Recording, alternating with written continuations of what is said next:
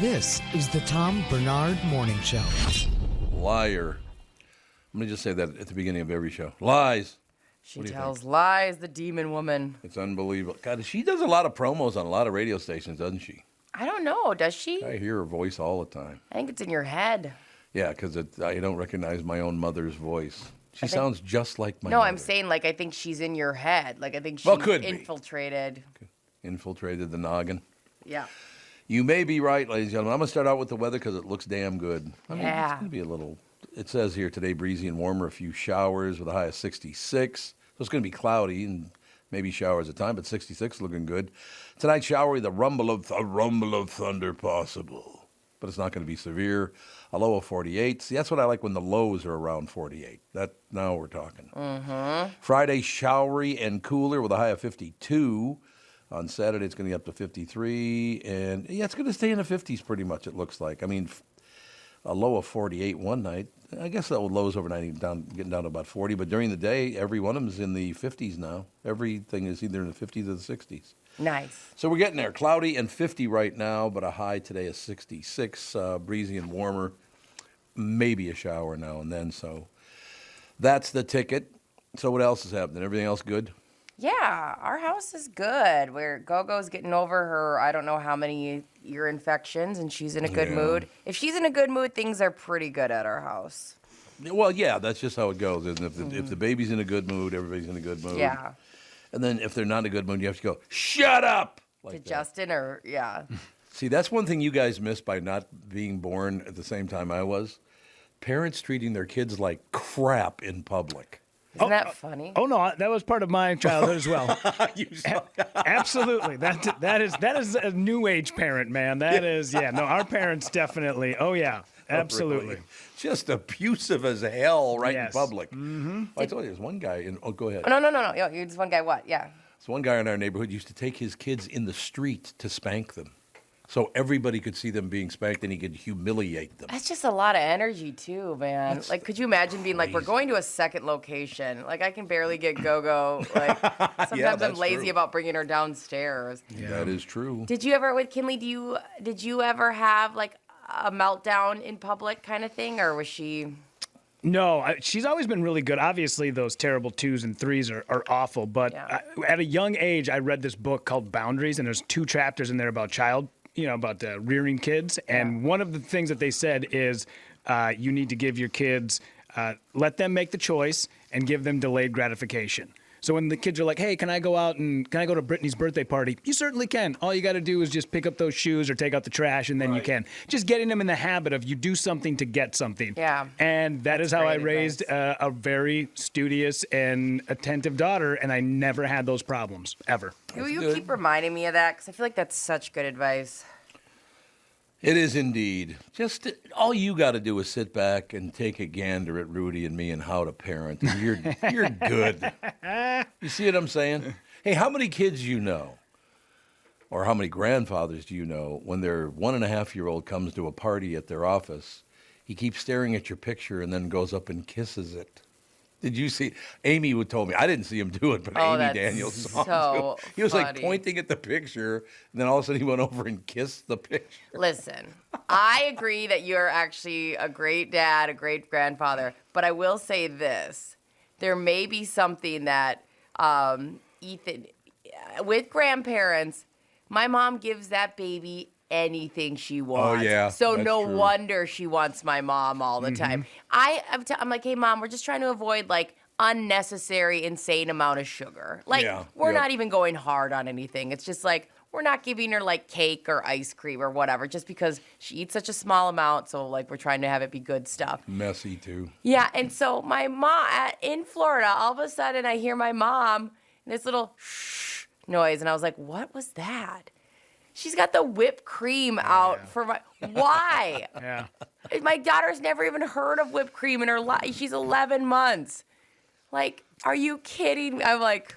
Yeah, you always use that as a parent. You use leverage, like, do you want me to call Grammy or Grampy? Do you want me to call Grammy and see what happens? Because Grammy would tell you not to do it. And then they go, no, that's okay. And then one day my daughter realized that my grandma, her grandma likes her more than my mom likes me. Yeah. So she was like, one day I was like, hey, you better shape up. Do you want me to call Grammy? And then my daughter goes, do you want me to call Grammy? And I'm like, you know what? Never mind. Obviously, yes, never mind. We'll stop now. About time you learned something, man. That's so funny. I love that stuff. I honestly do not understand how, and it was much more prevalent earlier, maybe, 100 years ago, 75, 50 even.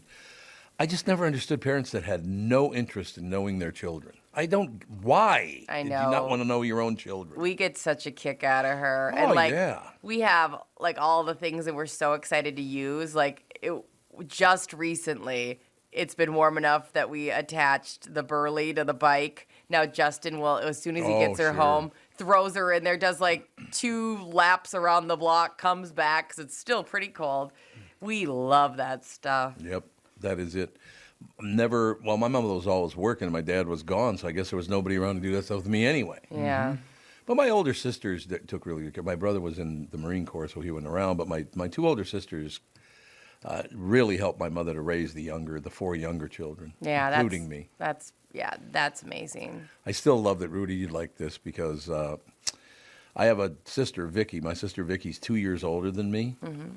And anybody mess with me at school, she'd go and get right in their face, go, I'm telling you something. You bother my brother again, I'm going to whoop your ass. You got it? Leave my brother alone.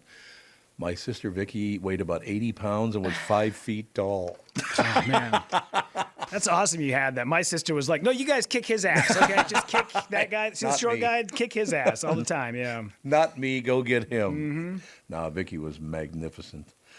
She was a great older sister, I'll tell you. That's awesome. Well, she is to this day, as a matter of fact. She had a tough job, though. She was the one that had to call everybody and tell everybody that Troy was dead. Oh. And my youngest brother. That had to have been a bitch of a job, I would think. Yeah, that's... So when she called me, I said, who? No, I didn't really. I do miss Troy. You knew Troy, didn't you? Yes. Yep. I met Troy at Alex's wedding, right? Oh, there you go. Yeah, we all sat at that was so fun. He was hilarious. Now, Rudy, all the boys in my family's names start with a T. Mm-hmm. It's Terry, Tom, Todd, Tony, and Troy. And it was going to be Roberta and Rebecca, but a friend of my mother's named her daughter Rebecca, so they just abandoned the idea and whatever. But honest to God, just hanging around that family was so... When my brother Troy was born, and Troy wasn't a very common... There was Troy Donahue, I think, was the only Troy in the world at that time that anybody knew about anyway. So my grandfather, my mother's father, who might have been the biggest prick I've ever met. Oh, God, what a horrible human being that man was. He had this deal, the lateral S going. Oh, yeah. That situation. Oh. So Toots, because he couldn't say Theophila. He couldn't say his own name, own daughter's name. You think they would have thought about that while naming her? Make sure that we can say our kiddo's name. But well, he didn't care. Yeah, that's what I'm saying. You think there'd been some thought put into it, but... My grandmother, Wilhelmina, or we just called her Minnie, she was very, very wound up. She loved God, let me put it that way. And it was never one of those pushy, you follow my belief in God. She just meant a greater good God. Yeah. If there is a figure, that's great, but if there isn't, there is a greater good out there, but we don't look for it anymore, unfortunately. What did she like God? Because my grandma... loves God, loves the Pope, very Catholic. Yeah. And so we walked the line of, if we're going to tell her, if we're living with our boyfriends, we play that game of what does Grandma need to know? No, you're absolutely right. So back to my grandfather, Emil Dean, or Dane, they pronounced it actually. Emil, you don't hear that name very often. We got a big listener to this show. His name is Emil. Oh, nice. Well, he pronounces it Emil, though, I think. I can't remember. Emil. That's all I'm saying. Yeah, but he's a huge listener, as a matter of fact. So anyway, my grandfather calls his daughter my mother, and he had this deal going, like I said, so Toots. Ugh. So let me ask you a question. I heard you had the kid. What's the kid's name? And first of all, it's a boy or a girl? And she goes, it's a boy. And he goes, okay, so what's his name? And she says, Troy. And there's a long pause. He goes, Floyd? What the hell did you name him Floyd for? The rest of the boys are named with a T. You been drinking, have you, Grandpa? Floyd. Floyd? What'd you name him Floyd for? The other boys all begin with a T. That's funny. Oh, Christ, what a life. Did you have that mess of a life when you were a kid, the two of you? No, not to the extent where, no. And my grandpas were lovely. Oh, good. Yeah, no, total mess. Absolute Why? mess. Yeah. Why is Rudy? What is that? I don't know. In fact, while you were telling that story about your mom and just like publicly, or about parents publicly disciplining their kids. Yeah. At Thanksgiving, my mom had the night right before we went to Thanksgiving dinner, my mom went into my room to move a mattress. We were going to rearrange my room, and she picked up my mattress, and she found 3 porno mags. Oh, Playboys, huh? Penthouse? Oh, way worse than that. Way Even worse worse than that. Oh, yeah. And I was 13 at the time, and when we got to Thanksgiving dinner, guess who told the entire family No. while I was there? Did you die? Oh, I was mortified. I went out in the car and bawled my eyes out. Oh, I was mortified by it. So Rudy, what do you think of the tits on the turkey? It's awful, man. That is so bad. Yeah, That's cold. Yeah, when you literally people sweat when they hear that story sometimes. Oh, yeah. I'm like, yeah, because it's awful. It was. Imagine being 13. I was humiliated. It was terrible. I cannot. Yeah.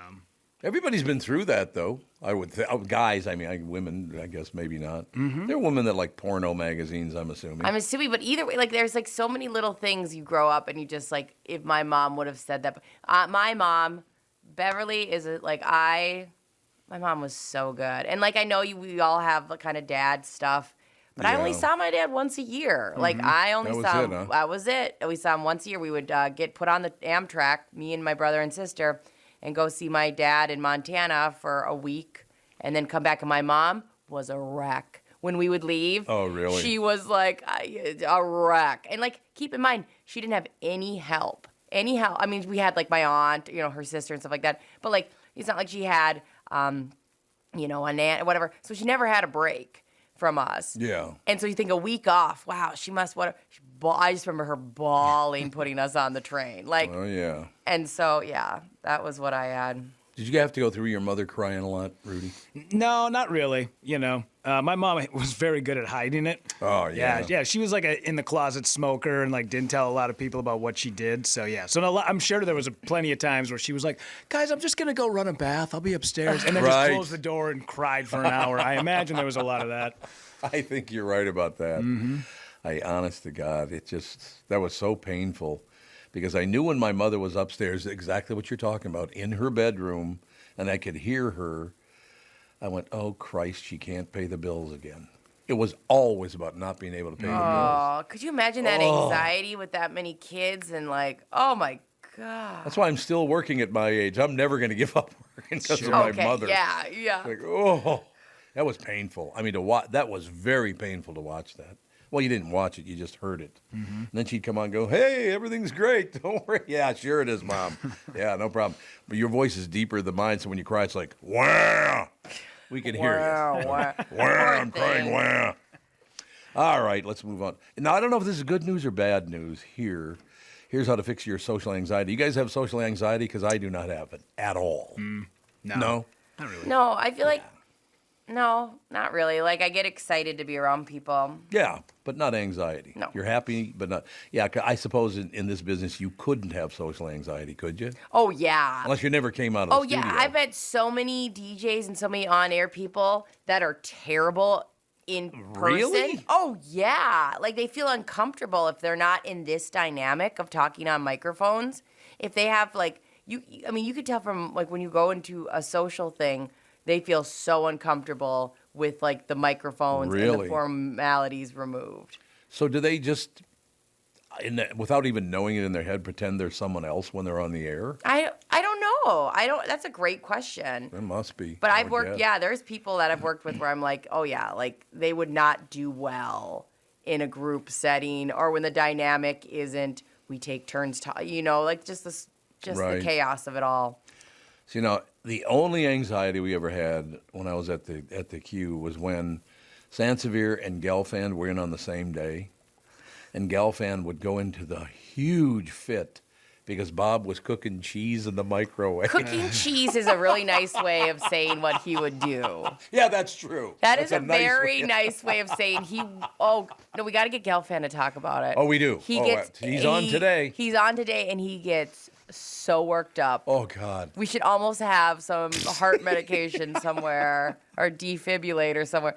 He gets so worked up talking about it. I'm gonna leave it for him. He and Sandy. Oh God, And it's not that they didn't like one another; they just were completely different people. Such opposites, and they get along. I know Gelfand does Sandy's podcast all the time. Like they're good friends. They are. And I've traveled with both of them. It's wild. Yeah. They are such two different people.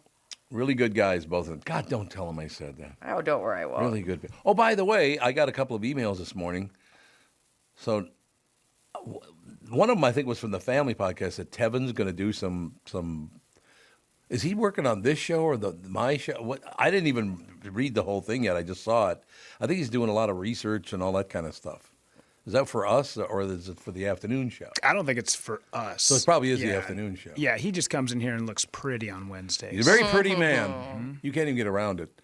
He's one of the guys, I will tell you honestly, and there are many, many of JB, I adore JB. He's a wonderful guy. But what I loved about Tevin is I met him, he was, how old again? He was like 20, 21, something like that. Very mature guy. Yes. He always has been very mature and a very caring, nice man. So, you know, all this stuff you see on TV that the Democrats and Republicans are arguing over, most of that is not true.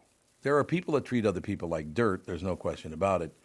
But there are so many great friendships. Why is it you never hear about the great friendships between people of different skin colors? Because it doesn't buy you votes? Is that why you don't bring that up? You think? I think that has something to do with it, right? What if you went on people? I think that politicians too think that they look better if they're warriors. Yeah, I suppose. And they're going to go fight for your whatevers. Yeah, but they're causing problems is the difficulty there. I think in the reality too, it's so funny. It's like these politicians, wouldn't it work so much better if you guys acknowledge that you could be, I don't want to say friends, but friendly. But no, they have to act like I know. I show up and it's you are the problem, and I'm going to fight you. Yep. I literally, see, if I ever ran for office and they got, what do you think? I'd go, I don't know his deal. Seems like a nice guy. I'm sure he'd be very competent. I just think I'd be a lot better at the job. I just do. If you showed confidence like that, wouldn't you be more attracted to that? That'd be the wildest political ad. Maybe I'll run for some. What should I run for? I could crossing guard. Is that an option? I could whip Walls' ass as governor. I can guarantee you that. Oh, if you're governor, you know how much you would hate that. Well, but if I get to live in a $17,000 a month house like he's doing, yeah, like you care about that. That's true. I don't give a rat's ass about that kind of stuff. I know you don't. I don't care about that at all. Such a big game. That's a good point. I'm good at BSing. Is that what you're saying? You have all the things, and here you are coming here at 7 a.m. And part of that, I think, is because of people I know that retired early. It a lot of times doesn't work out too well. I mean, you were retired for a good month. 2 months. Okay. Well, a month and a half. Rounding up. Now, almost 2 months. Who's counting? I left on the 23rd, and I started here on the 20th of February. You picked up hobbies. You were very well read. Did I pick up hobbies? No, you were a wreck. You were ready to start this thing the day after. I do feel a lot of pressure. Matter of fact, I had a talk with Catherine about that last night, that I always set personal goals for myself, and if I need help reaching them, it makes me really nervous because I have a goal at how much, how many downloads we're going to end up with, how much, we got to get into that too. I know we got to take a break here in a second, but I do want to talk about this. Is this YouTube thing as big a deal as it looks like it is already? I mean, I don't go on YouTube. I don't do that stuff. But my God, a lot of people are sending me messages about that. My daughter does not watch network television. She barely streams anything. She sits on YouTube all day.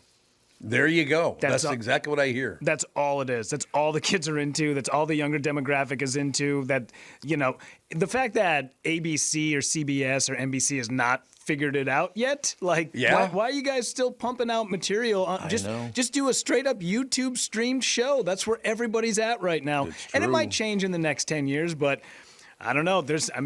For whatever reason, we love to watch, especially the younger kids. They love to just watch other kids play video games. I know. Yeah, they do. That's interesting to me. Or unbox a gift or something they got from Amazon. It's the wildest thing, but for whatever reason, it captivates them.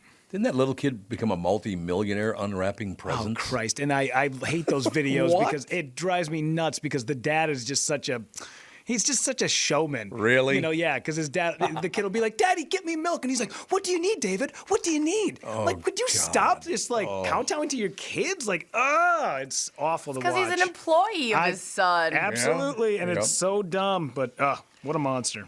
You are correct. Well, we'll keep an eye on all of them. That's all I have to say. I know we got to take a break here. We'll be right back in a couple of minutes. 7:24 now. It is 24 minutes after 7 o'clock. Getting some messages that's been suggested when I do run for governor that Jimmy Francis be the lieutenant governor, which is, by the way, the job he wants. He does not want to be governor. He wants to be lieutenant governor, and you know why? Because lieutenant governors don't do anything. That sounds perfect for me. You get paid. You sit around and go, hey, good job, Governor Tom. That sounds great, except I'm at the level I don't even want to show up at the thing. Sure. I'd be the worst because I'd be like, do I have to go to another ribbon cutting? Do I have to put on makeup or a bra after 6? I'm serious. If I ever did run for office, I would praise the piss out of my opponents and say, I just think I could do a better job. He's not bad. I just have a different way of looking at things. Absolutely. That's the route I would take. There is no reason to beat people to a pulp just to try to beat them for a run for office. I don't even know how I'd respond if I saw a political ad that was conversational or complimentary. Yeah, he's actually a pretty good guy, and who knows who'd do better. But I have a lot of confidence in myself, and yep, that's it. Maybe we could team together. That would be wild. It would be so much better. That guy's the worst human being ever.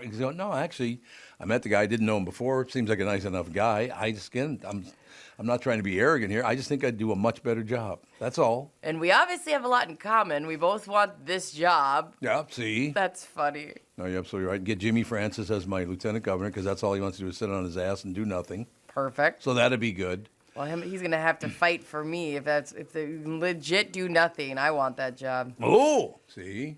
When I was living in Mankato, I had to run the board for a mayoral debate. OMG. And there was 2 guys, and one guy was taking the angle of, I'm not going to answer those questions because I think I need to ask the people. What do the people want? And I will do what the people want. There you go. And his opponent was like, this guy's an idiot and doesn't have a plan. That's exactly what this is.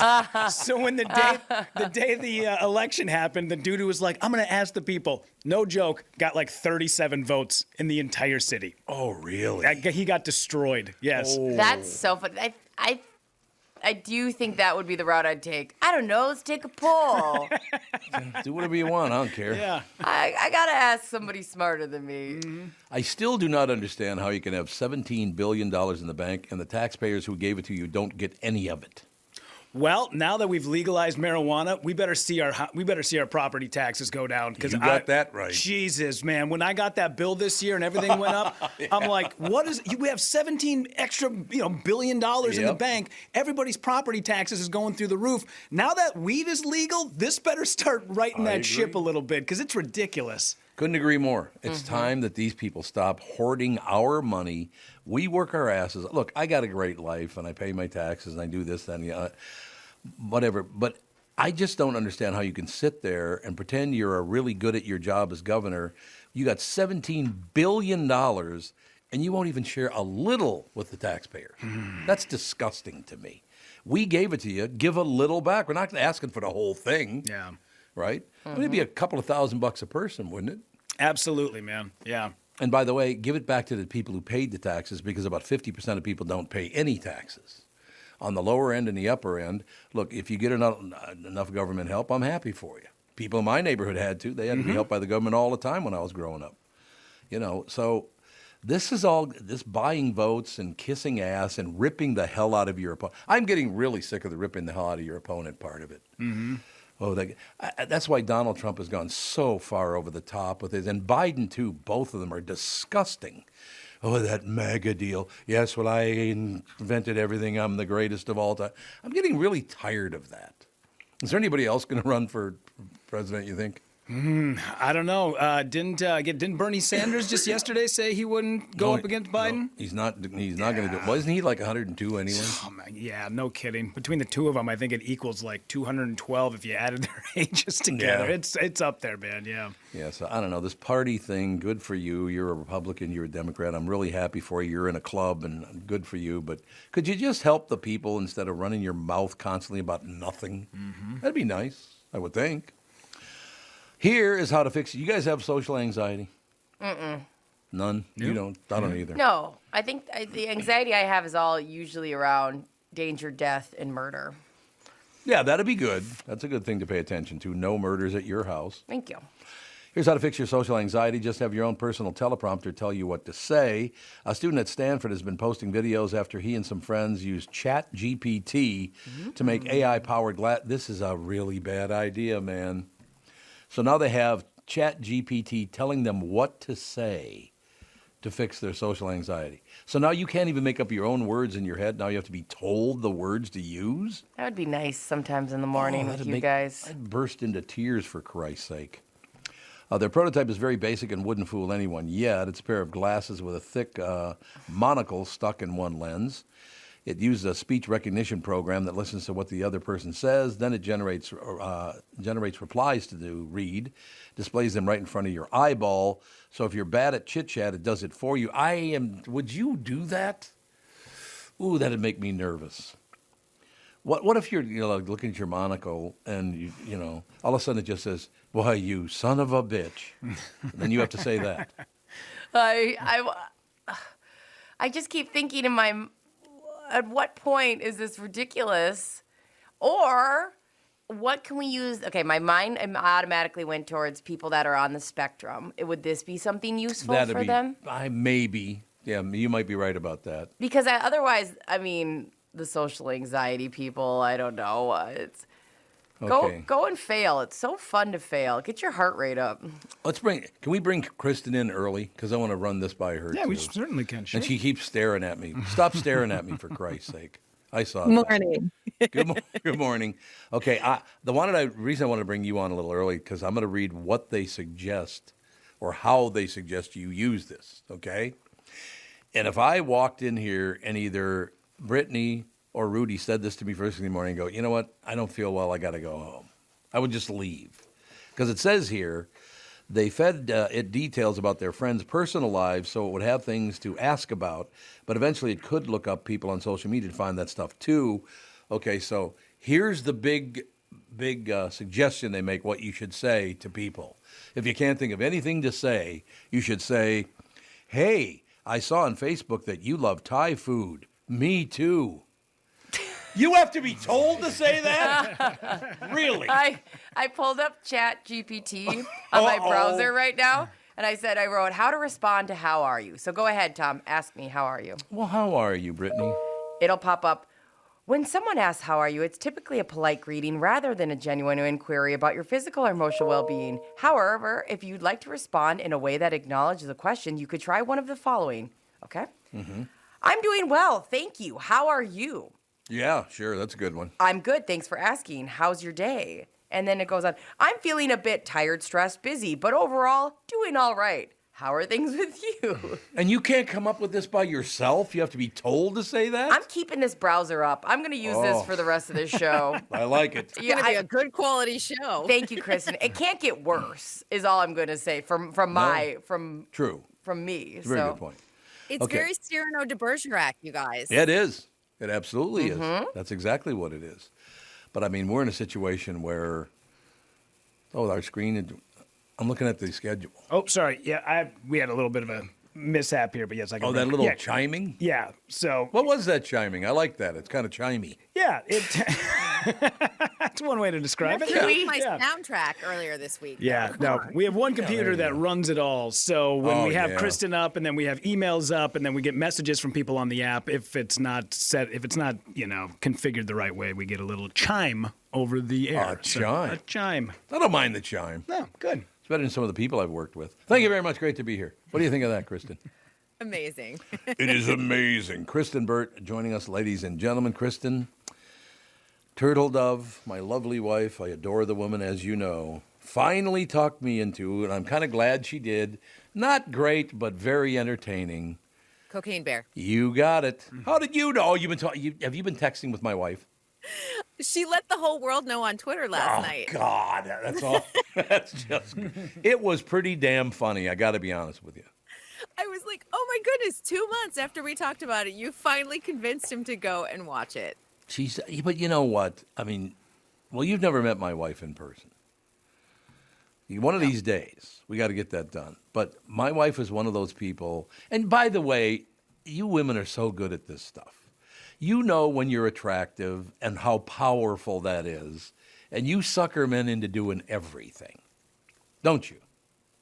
Sure. All of the time. She goes, sure. Brittany, don't like, stay silent. Isn't that why you get married? So you can sit there and be like, wouldn't it be great if took out the garbage?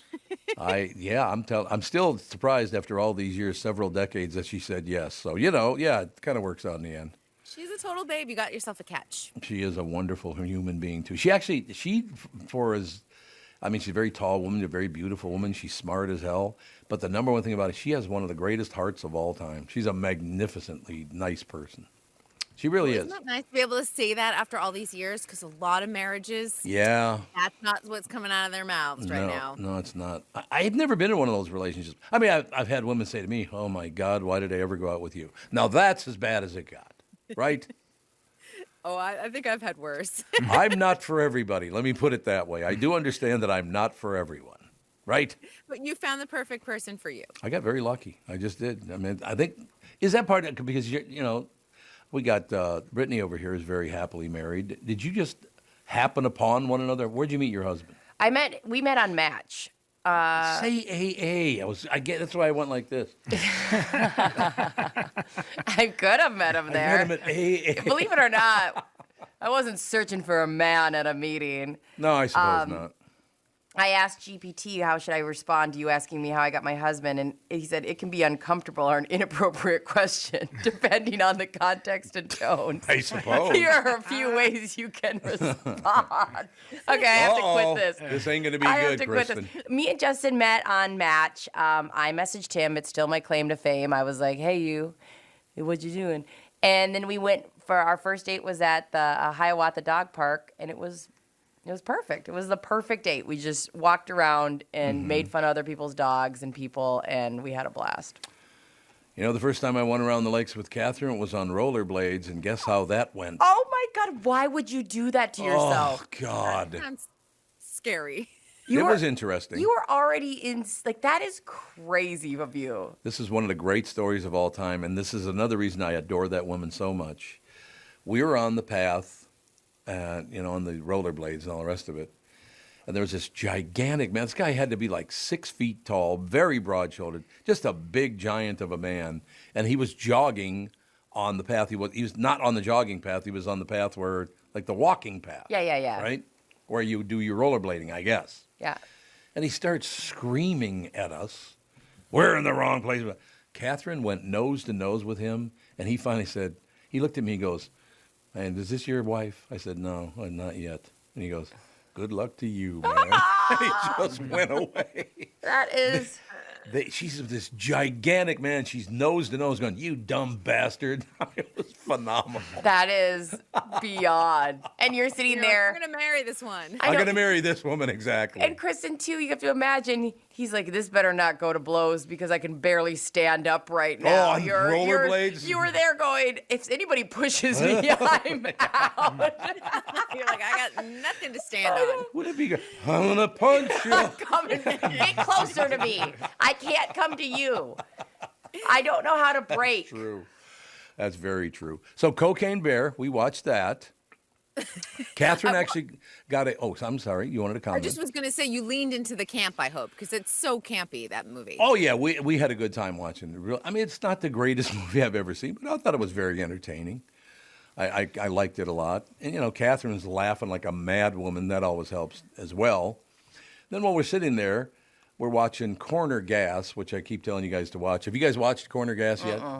It's on Prime Video. Well, it's actually on Freevee. That's where its home is. Catherine was also sparring with Brent yesterday. Yeah, she was. Brent Butt and she were sparring on social. This was all going down on Twitter yesterday. This is the guy who created, wrote, and starred in Corner Gas, which I think is one of the funniest damn shows I've ever.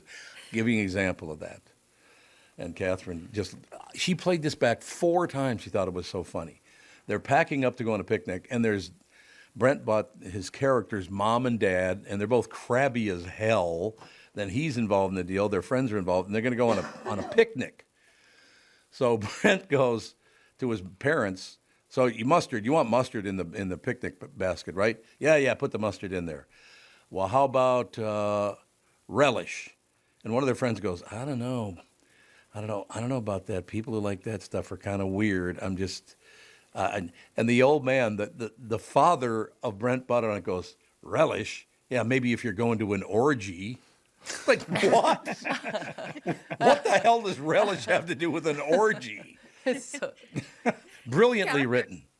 Catherine not only let him know that she played that scene 4 times. I mean, 4 times. She also let him know that his agent has not returned your phone calls or emails or whatever. So this is like a story playing out in real time. So to be determined if you'll get him on the show. Is this a Canadian TV show? Yes, it is. Okay, because I'm watching the trailer for it right now, and I'm like, I think I recognize some of these people from different Canadian shows. But okay, right on. Give it and start at the very beginning. It's brilliantly written. Okay. It doesn't try to push too hard. It doesn't lay back too much. It's very well cast. Brent is a brilliant. He's like I said, the writer, producer, stars in it, the whole deal. It went for I think 6 seasons. This said, I believe it was 2004 to 2009, so probably 6 seasons altogether. 6 seasons, altogether. And then he did a cartoon version of it in Canada. And then he did a movie version of it in Canada. This guy, his boy's done well with it. But yeah, I hope we do end up getting him on because I want him to come on this show and the other one. Very, very funny. Give it a whirl, seriously. Just watch one episode, and I want to hear your take on it. What you think of it? Right? You're not going to make me watch 4 episodes. Like I'm always like, watch 4 episodes. That's what you do to me all the time. The Good Place. Oh my God, I'm still struggling. Is Catherine trying to get you to catch up with her? Or 7. Yeah, I got to watch 7. I've watched 4. I just don't get it. It's just not funny. You haven't gotten to the twist. Oh, there's a twist. Okay, does a twist come at 7? She goes, Never mind. You don't have to tell me when the twist comes. No, just keep on going. I will give it a whirl. I promise. The payoff is so good. I promise I'll give it a I know we keep whirl. telling you that, but you already are going in with a negative mindset. I like her a lot. She's very good in it. Kristyn Bell. Kristyn Bell, yeah. The other people, not so much. And Ted Danson just plays the same character no matter what he's doing. You have to get over your Ted Danson hate. The rest of I don't hate him. The ensemble cast is great. All right. I don't hate him. He's just Sam the bartender in everything he does. Right? I don't think he's Sam the bartender in this. I really don't. Okay. And I was a big Cheers fan coming from Boston, so. You know when he lost me is when he wore the top hat and the black face when he was dating Whoopi Goldberg. I was like, really? You're trying a little too hard there, buddy. Fair enough. That will lose plenty of people. I didn't think I was racist or anything. It was just stupid. Really? I mean, what? Yeah. I mean, he probably doesn't even want people to mention it at all. No. In 2023. So. I imagine that's true. So what else? It's probably the only remembrance people have that he actually dated Whoopi Goldberg. People don't know that. Which, that was the biggest political scam for both of them of all time. Do you think that was ever a real relationship? But why would it have been a PR relationship? Because it's not like they did a movie together, I don't think. Yeah, but they did. Their careers came into focus very clearly to a lot of people. Maybe one of them. Had a lot of good publicity. A lot of good publicity. 6. Yeah, there's no question about it. If you want the Page 6, but then he got the Page 6 publicity from doing the blackface, so I don't know. Still don't understand why he did that, but, whatever. Good for you, kids. That's all I'm saying. What do you got on that's coming? Any movies, television, anything I should know about? Well, this week has been kind of a big week in Las Vegas with CinemaCon, and that is where all of the theater owners across the nation come to Vegas to see what Hollywood's offering. And, after a couple of a skipped year, obviously, from the pandemic, and last year was kind of muted, they're going big, and we are starting to see a lot of the presentations. Like, Will Smith is banking on his Bad Boys 4 comeback. Sure. He is trying so hard to get back into the good graces of Hollywood. So that will be something to kind of look at. This one, I'm dying because they have not released this clip. But Wonka, which is going to be the prequel to the Willy Wonka and the Chocolate Factory movie with Timothée Chalamet, they released a clip. And Hugh Grant played a singing Oompa Loompa. And I am dying for them to release this clip because it's done by the Paddington director, Paul King. And he and Hugh Grant are very good friends. Hugh Grant in Paddington has done some of his best work, believe it or not. Yeah. So now I'm thinking that Oompa Loompa, like him as an Oompa Loompa in Wonka, is going to be genius. Oh, Tom, you need to sit down with the grandkids and watch Paddington. Really? Both of them. Number 1 and number 2 are outstanding. Unbelievable. Mm-hmm. All right, we'll give it a whirl. I know that sounds crazy. And then for music fans, of course, Wicked. Wicked has been this like ongoing saga. It's based off of the Broadway musical. It's finally coming in 2024 and 2025. They're dividing it up into two movies, but they finally showed clips from that. They showed clips from The Little Mermaid, which will be coming out May 26th. And I will tell you, everyone said Melissa McCarthy as Ursula singing Poor Unfortunate Souls, I guess, brought down the house. So some good things ahead. I like that. Magnificent. Yeah, I'm really looking forward to it. And TV-wise, I know you're not a huge James Cordon fan, but tonight is his very last night. He has the primetime special coming up tonight on CBS at 10 p.m. Adele and Tom Cruise. Tom Cruise actually does a version of The Lion King with him, so I'm actually looking forward to that. Really? Yes. I've never understood They're going to do like the whole Timon Pumbaa thing. I got to tell you, though, one of the problems I do have is I am such a huge Johnny Carson fan that nobody else can compare. They just can't. No. Well, and I think, too, if you look back at Johnny Carson, and I think we've talked about this before, is the fact that when people came on with Johnny Carson, it was just a conversation. Yep. It wasn't to push a product, That's a movie, a TV show. They were smoking and drinking. I'm sure half of them were drunk most of the time, and it was great. Was it Dean Martin that kept putting his ash in Don Rickles' drink? Or remember that scene? Somebody daubing their cigarette into the other guy's drink when he was looking away? That was a very, very funny scene. But yeah, Carson, and that's what I love having some of these streaming networks like Pluto. They have a Johnny Carson channel that you can go back and watch some of the old episodes, which are incredible. All right, sister, one more day this week, and then you can just sit around in your ass for 3 days. Or 2.5 anyway. I was like, what kind of weekend? I was like, are you doing? I got to prep for the Met Gala on Monday. So pardon me. Big shot. I know. I have to cover all the fashions. You know how it is. All right. Now, we were up on YouTube last night, were we not? Yeah. First episode was up on YouTube yesterday. Magnificent. Mm-hmm. So you like being on YouTube? Yes, and so does my cat. Oh, she's got her kitty. Oh, the baby. The baby. She sits here. I just want you guys to know she sits here and purrs through the entire segment, which means she absolutely loves your voices. What's her name?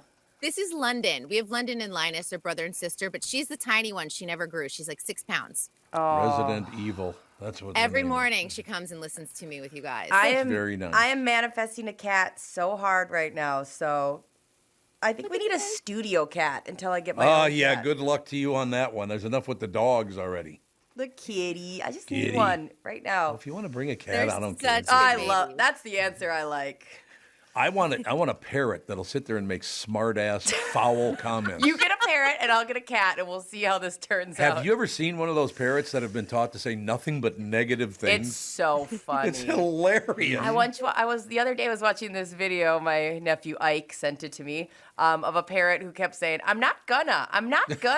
And he was telling them that he wasn't gonna bite their toes, but he always did. He's like, I'm not gonna. Mom, I'm not gonna. And then attack their feet. It was so funny. Teach the parrot ChatGPT and then tell me how annoying it is. I finally got my results. Kristyn, will you ask me how I met my husband? How did you meet your husband? We met through mutual friends and hit it off right away. Our option 2, why did you ask? Our relationship is private and personal. Those are the 2 options you got, huh? Okay. And why don't you just shut up about my life? That's great. Very, very nice. All right, I'll exit you guys so you can get on with the show, but I'll see you all tomorrow. Hi, Kristyn. Bye-bye. I love that so much. Kristyn has so much class, she blew us off with aplomb. I know. I felt loved, even though we did get blown hell up. away from me. Hey, guys, I'll let you keep going without me. Hey, it's really great talking to you. One of those deals. Oh, my God. We got a great guest coming up in about 12 minutes, John. He pronounces his name Hoogenakker, doesn't he? Yes. John Hoogenakker. Waco, The Aftermath. Have you guys seen this yet? Mm-mm. Holy God, is this a good show. Catherine and I have seen the first, I think, 2 or 3 episodes. I think it might be a 5-6 episode thing, I think, something like that. It's really good. Cannot wait to talk to him about it. As a matter of fact, we'll take a break here. Be right back. More news up next. Tom Barnard Show. We are back, ladies and gentlemen. Rudy, I'm going to have a problem, I think, in here because I just looked at some stories that have been sent over by someone sitting to my right. I'm thinking, looking at the stories, that maybe because they have a baby, they haven't maybe been intimate in a while. Oh, no. You know what I mean? Oh, no, why? 2 stories she's telling me. So does this mean not a lot of intimacy since they had the baby? Okay, Yeah. You ready? First story, bullet removed from clitoris. Second story, right behind that one is, man tries to sell penis at shopping mall. Really? Clitoris and penis in the same break? Okay. No, this is not. They weren't supposed to be together. Well, they are together. They're an evergreen. They are grouped together as we can talk about these ones whatever you feel about it. Did not realize they were both about genitalia till this moment. Look, when she gets home tonight, would you give Britt a kiss so she knows she's still loved? Let me just hold my hand, Justin. Justin, hold my hand. Hold my hand for 15 seconds. That's all she's asking for. Well, here's the first one. We'll lighten the load on you over here. Woman has bullet removed from clitoris in first injury of its kind. I would imagine that it's not a very common injury, getting a shot in the clitoris. The X-ray on this story is wild. Really? Yeah. Ooh, I haven't seen it yet. Wild.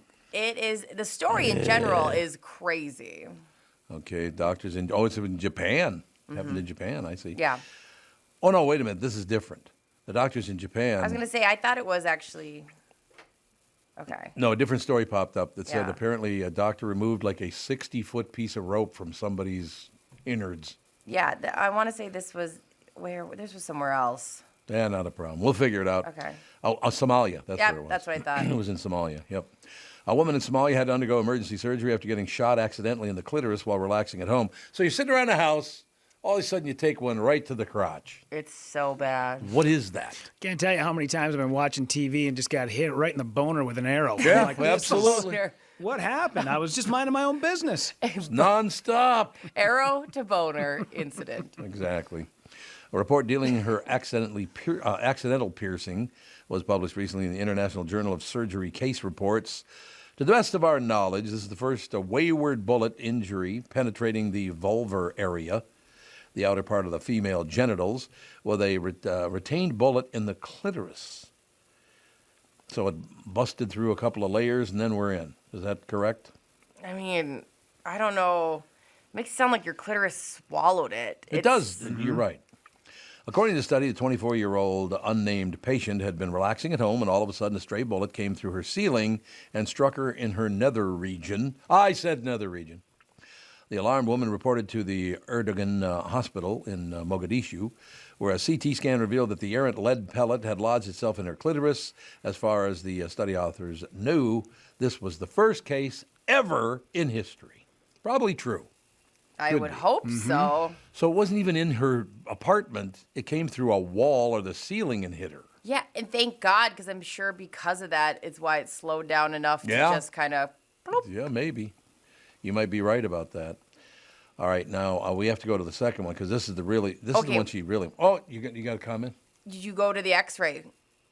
I need you to scroll down to the X-ray. Oh, I'm going to go back to the X-ray? Yes, Okay. sir. I need you to see the X-ray. I might be screwed, though. Well, while you're doing that, I did read an update to the story that they had to bring in a female doctor because the first male doctor who tried to find the bullet in the clitoris couldn't find it. Yeah, there we go. See, there there it it is. is. Brittany mouthing it the entire time. You knew where it was going. It's like a did, more me now but- kind of thing. No, I appreciate it. You know, we need a where's the Listen clitoris to joke. you. Listen to Did you see the X-ray? No, not Let me yet. just show it to you here. Look. No, I'm coming. Jesus. He's got nice, solid hips, though. Oh, but look at where the bullet is. I know, it's right. What, she could have reached in there and gotten that herself. Yeah, but why do we have to do it ourselves? You know what I'm saying? I'm looking at it right now. Why do we always have to be the ones? Is it lodged in a bone there? Is that or it's in No. front of the bone? No, yeah, it's like a little thing of skin. I feel like I need a diagram and a puppet at this point. Brittany could have taken that out. It would have been fine. With my mouth. Oh, Jesus, Palomino. Where's that parrot when you need it? Yeah. Right. Be quiet. With her mouth. Right. Really nice. Really nice. Okay. Oh, side note, we got an email from Dwayne about who did the cigarette thing. And you were talking about. Oh, on Johnny Carson, yeah. Dean Martin into George Gobbles. Goebel. Goebel. It was George Cocktail, Goebel. yeah. You're right. Thank you. Very nice. Thank you, sir. You are Thanks, absolutely Dwayne. right. It was George Goebel, no question about it. That's why that show was so good, because he got every massive star on there, and they didn't ever behave, which I think is wonderful. I love that show. And now it's just ass kissing. All those late night shows, like, oh, you got a big movie coming up, and I just love you. It's like, settle down. You can tell the show is made up to be clipped up. That's what it is. If you that's actually true. watch it, you go, what? This doesn't even make sense. It's just meant to have little video clips because that's now their main revenue. Oh, we don't have to take another break, do we? We're good to go. I want to make sure. I'm pretty sure we took it. Yep. Because we only got about 2 minutes before our guest pops on. So I'm going to get to this quickly.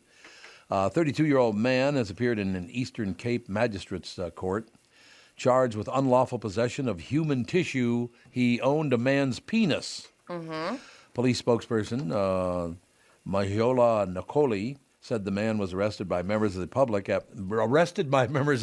That probably went smooth. Citizens arrest. After they allegedly found him in possession of a penis at a shopping mall in Butterworth.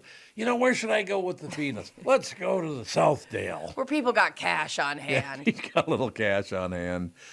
I don't really understand this story, but that's just me. What are you going to do if you buy who's in the market? Well, yeah, good question. Because it's going to start rotting any minute. I would think so. Preliminary investigation has revealed that the private part was cut from a 68-year-old man in the Tambo district. The victim is in the hospital. The suspect appeared in court on Monday, and the case is due to be transferred to Matata, where he is expected to face a charge of attempted murder. Provincial Police Commissioner Lieutenant General Nomatalele Mene praised the community for arresting the suspect. This is a despicable and cruel act. How can a guy sneak up on you to the point where he can cut your schwanz off? And I mean, how did he get at it? I don't know. We got women getting shot in the clitoris and men getting their penises cut off. That's correct. It's not on my bingo card this year, but maybe next year. And why did he get caught? Remember? Why did the guy get caught with another guy's penis? Citizens arrest. He tried to sell it. Yeah, at the mall. He tried to sell a penis at the mall. It's all at the mall. I don't think you're thinking clearly, sir. Will that make sense to you? I don't think he's making great decisions. Doesn't seem like it anyway. I don't really. Yeah, that whole fascination. Do you have to have an unusual look at sex or an unusual sex life? I don't want to cut off anyone's penis or shoot anyone in the crotch. Call yourself crazy. I might be nuts. It's true. You're not fitting in. I just had no idea. Oh, I heard this story quickly. This is a very, very quick, because I know we got a guest coming up very shortly. He's on whenever you guys Oh, want he's to on now. Okay, Yep. well, I can get back to that story later. John Hoogenakker. How you doing, John? Hey, guys. How's it going? Now that you're here, it's magnificent. Let me say that, John. He just starts laughing. I was enjoying the conversation. I hate to jump in the middle of that conversation. I'd be happy for you to pick it up. Well, John, it's so weird that a woman gets shot in the clitoris and a man cuts off another guy's penis in the same day. It's like, where are we headed, John? Yeah, what are the odds? That's Right. a very busy day. That is a very busy day. John, I am not overstating when I say, man, I love your show, Waco, The Aftermath. Magnificent. It's just a great read. Yeah, I did not know this, though, John, that so many shows have been done about Waco. But, I mean, this one you guys got going now, just fantastic. Yeah, I mean, it's some subject matter that I think we just keep going over and over again because we're still trying to extract lessons from it. Yeah, I think it's a very good way to put it because we have to have those kinds of things. I don't know why humans need that kind of deal. My wife and I have been watching We're a few episodes in now, or I think 2 episodes in, and the third one will be tonight, I believe. But in any case, it's just an interest. See, what I really like is when my wife and I both like a show, it means it's got some substance to us, because we don't agree on everything, no question about it. Right. But she... well, this show has definitely got a lot of stuff to not agree on. So, John, do you do some... In order to jump in on this show, Showtime Limited Series, Waco, The Aftermath, on now, fantastic. Do you have to do a lot of reading or a lot of study to understand why there are real people in the world that really do think like this? Is that hard to get around? I think it's, for me, as an actor, it's fascinating to get to dig into dig into the life of a person who has made such different choices from the choices that I've made. Of course, everything comes down to the different paths that your life can take, and if you find yourself in a weak point in your life, you definitely become susceptible to falling in with different groups of people for different reasons. But for me, it's incredibly rewarding to get to portray someone like Clive, who was, by all accounts, a decent human being, though he was a very, very different human being and lived a very ultra-Orthodox life. Did he really believe that God talked to him? I believe that, yes, yeah, absolutely. Yeah, so yeah. David Koresh told, David Koresh apparently had this sort of encyclopedic knowledge of the Bible and could quote huge swaths of it for memory. And he was also very charismatic. Clive had been, throughout his life, kind of a subject of, had been bullied a lot, and Dave kind of taught him that there was a different way to be. And, I think people see the allure of being a part of a group where you're pretty sure that you've got it right and everybody else has it wrong. And then, as the years went by, Clive had been with the Branch Davidians for 30 years when the fires happened. So he had already been there for 15 years when David showed up.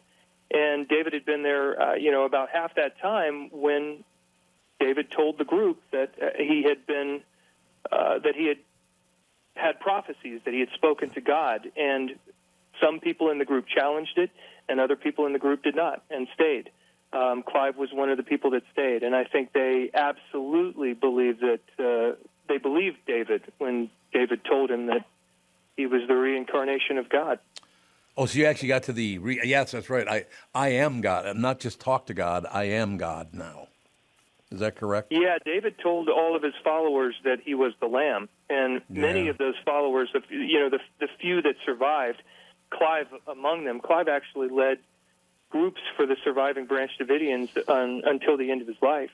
And they continued to believe that David would return and that all of the people who perished in the fires would return as well. It's so fascinating, John, that I don't know why human beings need to take such extreme positions. It's going on right now in America between the Democrats and the Republicans. I mean, they can't stand one another, which I'm kind of in the middle going, calm down, both of you. And this is the same kind of story. I can't just believe in God. I have to become God, or there is no such thing as God, so do whatever you want. I mean, why do we take such extreme positions, do you think? That's a wonderful question, Tom, and I kind of find myself in the same position as you. I think that when you get into a community of people who revere you and that becomes heightened to the point where they are willing to see you as a deity, I think, the wrong personality with that amount of power can really get a lot of people into a dangerous situation. And unfortunately, I think that's what happened on the side of the Branch Davidians. But, the show, I think, succeeds because it's not an exoneration of the Branch Davidians, and it's not an exoneration of the federal government. There were a lot of bad decisions made. The federal government, for their part, kind of didn't seem to believe these people held the extreme beliefs that they did. They didn't seem to take them at face value when these people said, for us, we have an apocalyptic theology and the world ends in fire. Right. The government seemed to sort of invite them to demonstrate their devotion to that theology, to the horror of the entire world. Right. There's no question about it. It just fascinates me how it's never centrist. It's always way the one way or way the other way. But do people need that in order to come up? I mean, John, I'm sure you spend a lot of time reading about this and looking at this and why people would get involved in something like this. I know they're looking for happiness or they've taken a great loss or something like that. But is it part of this have to do, and this sounds really harsh, John, and I don't mean it to be harsh, but are some of these people not too bright and to be talked into anything? Well, I certainly feel like the need to belong is incredibly strong in a human being. And I feel like, I know you've probably talked to tons and tons of people in your line of work, Tom, and I think you probably have come to the same conclusion that I have, which is that the vast majority of the people that you talk to are somewhere in this big, huge middle ocean.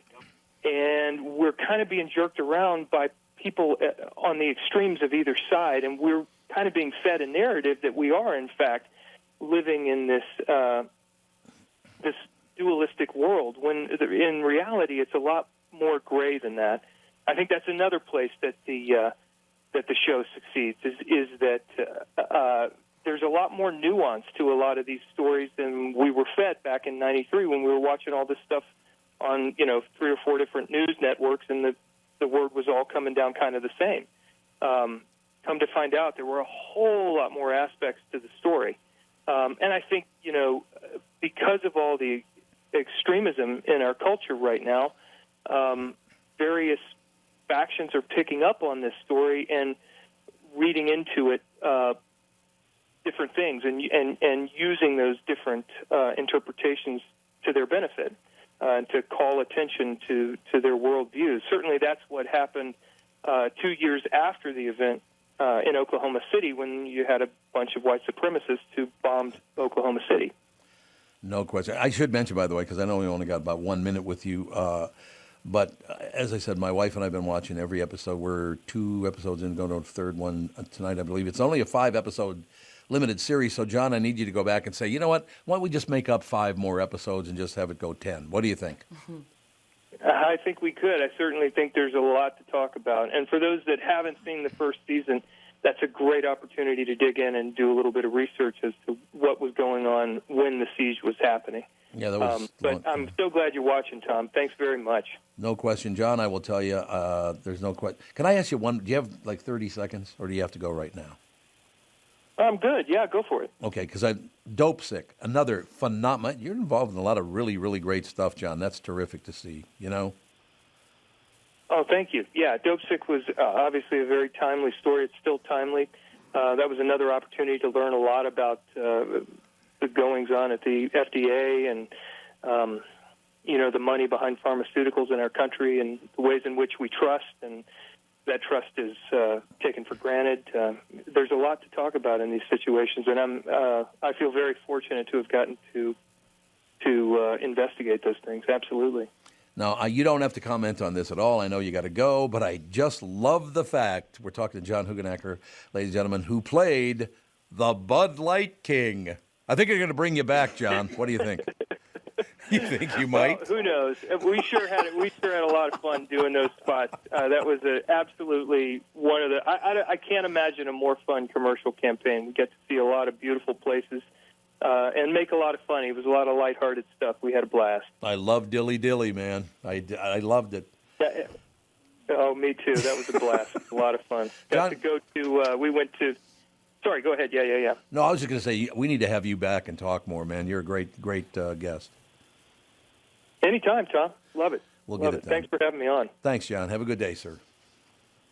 You too. Take care. John Hoogenakker, ladies and gentlemen.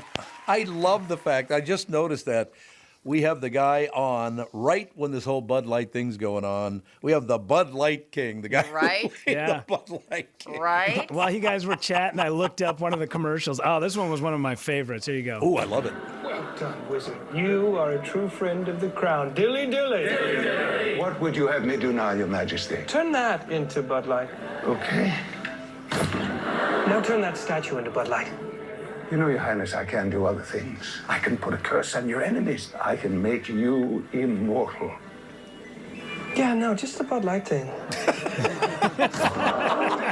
Just the Bud Light thing. That's the Bud Light thing. That'd be good. Yeah.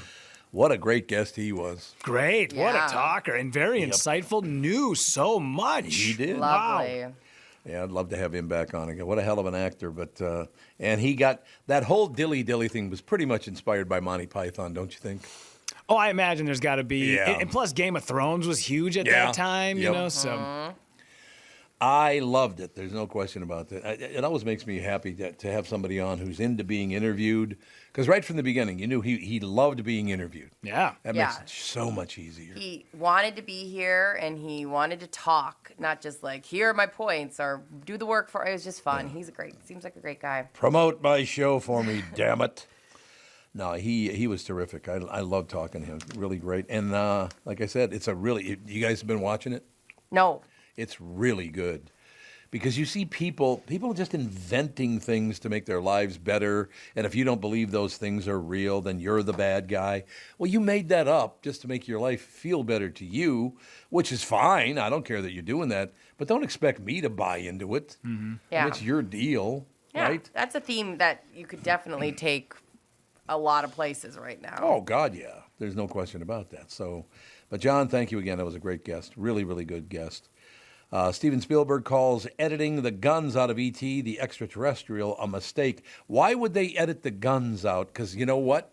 I didn't even know there were any guns in that movie. Yeah. Did you? Absolutely. Had no idea. No clue. So now that they edited it, well, I'll read the story. I guess that's the best way we can learn about it.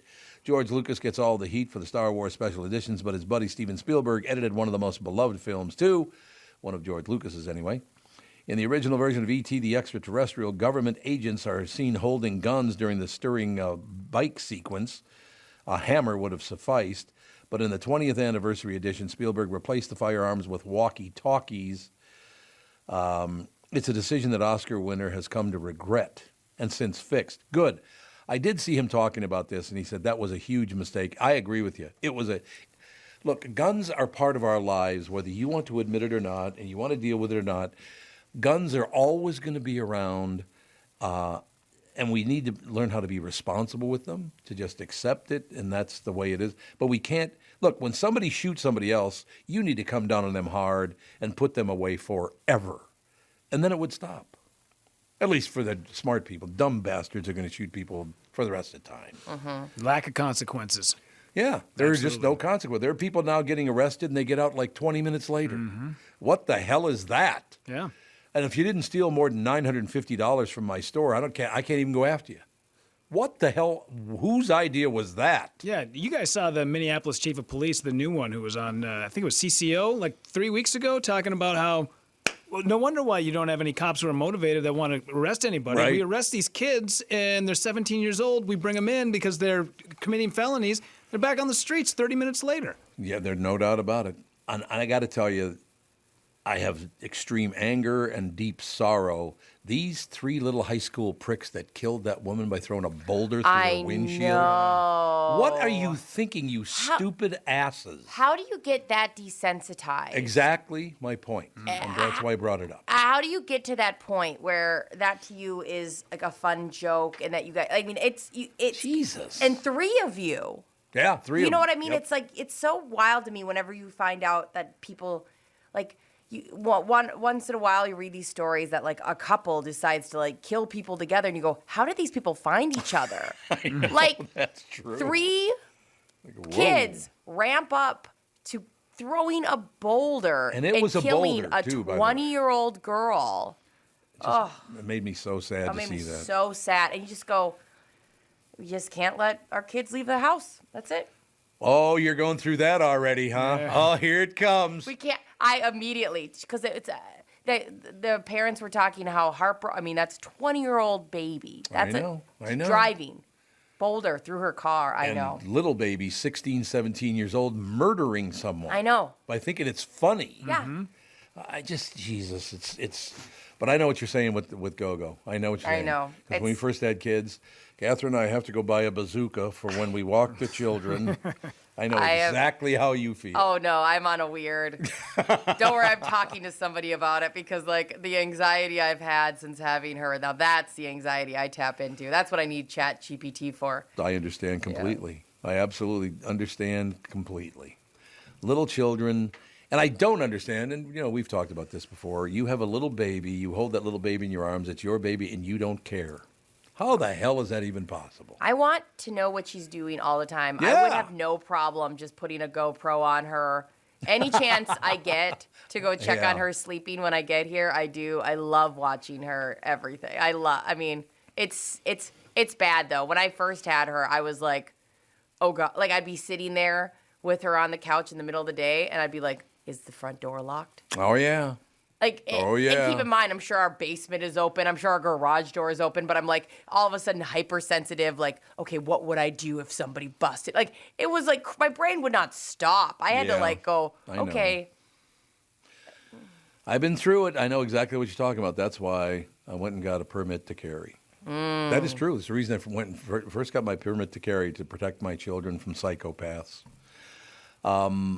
I don't always carry a gun with me anymore. Matter of fact, I have to go get re-registered because I think my permit expired. Then what do you have this here for? No, just my 2 fingers and a thumb? I don't know why. It's We're the on magic camera of now. radio. So when you go like this, why do you have this, Tom? But what is this here? That was really smooth. Thank you.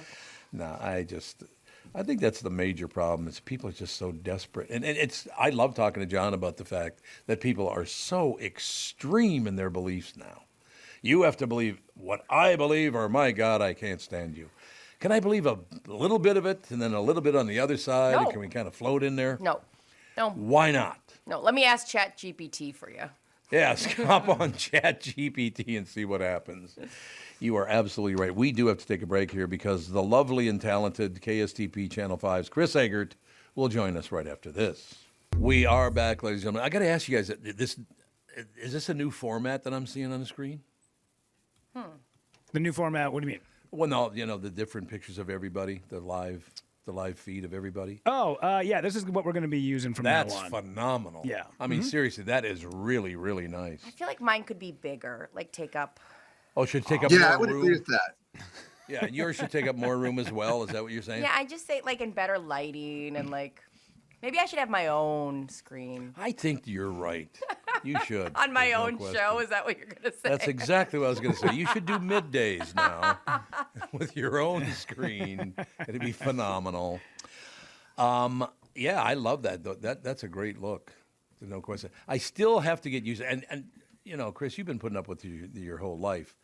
But looking at yourself is really kind of weird to me because I hate it. I do too. I absolutely hate it. I hate it. I know people who do my job who have to like be in a mirror, like feels like half the day. I'll look once and that's it. I don't want to see it anymore. And I don't like it here either. So Brittany, if you wanted to make your screen bigger, you have the technology to do that, go for it. I'll just squeeze me down to a little thumbnail. I'll make puppets for you guys and I'll just do the show that way. All right. We were talking about the Branch Davidian thing. John Hoogenakker was on with us. We're talking about it. Just a great show and all the rest of it. But I have a question for you. I can prove that there's no God. Okay, you ready? This is my proof that there's no God. You got us. We're listening. I've been on MN Fat Loss now for about 2.5 weeks. I'm going to start talking about it on Monday, as a matter of fact. So far, I've lost 16 or 17 pounds in 2.5 weeks. Okay? Wow. So I'm really kicking ass, doing really well. Lost 2.5 weeks, 16, 17 pounds, whatever it is. And then I sit down at the desk, and here's how I know there's not a God, because I'm on a diet. I'm doing really well, and they just released this morning information that says Kit Kat cereal arrives next month. Oh. Why don't I get to ride?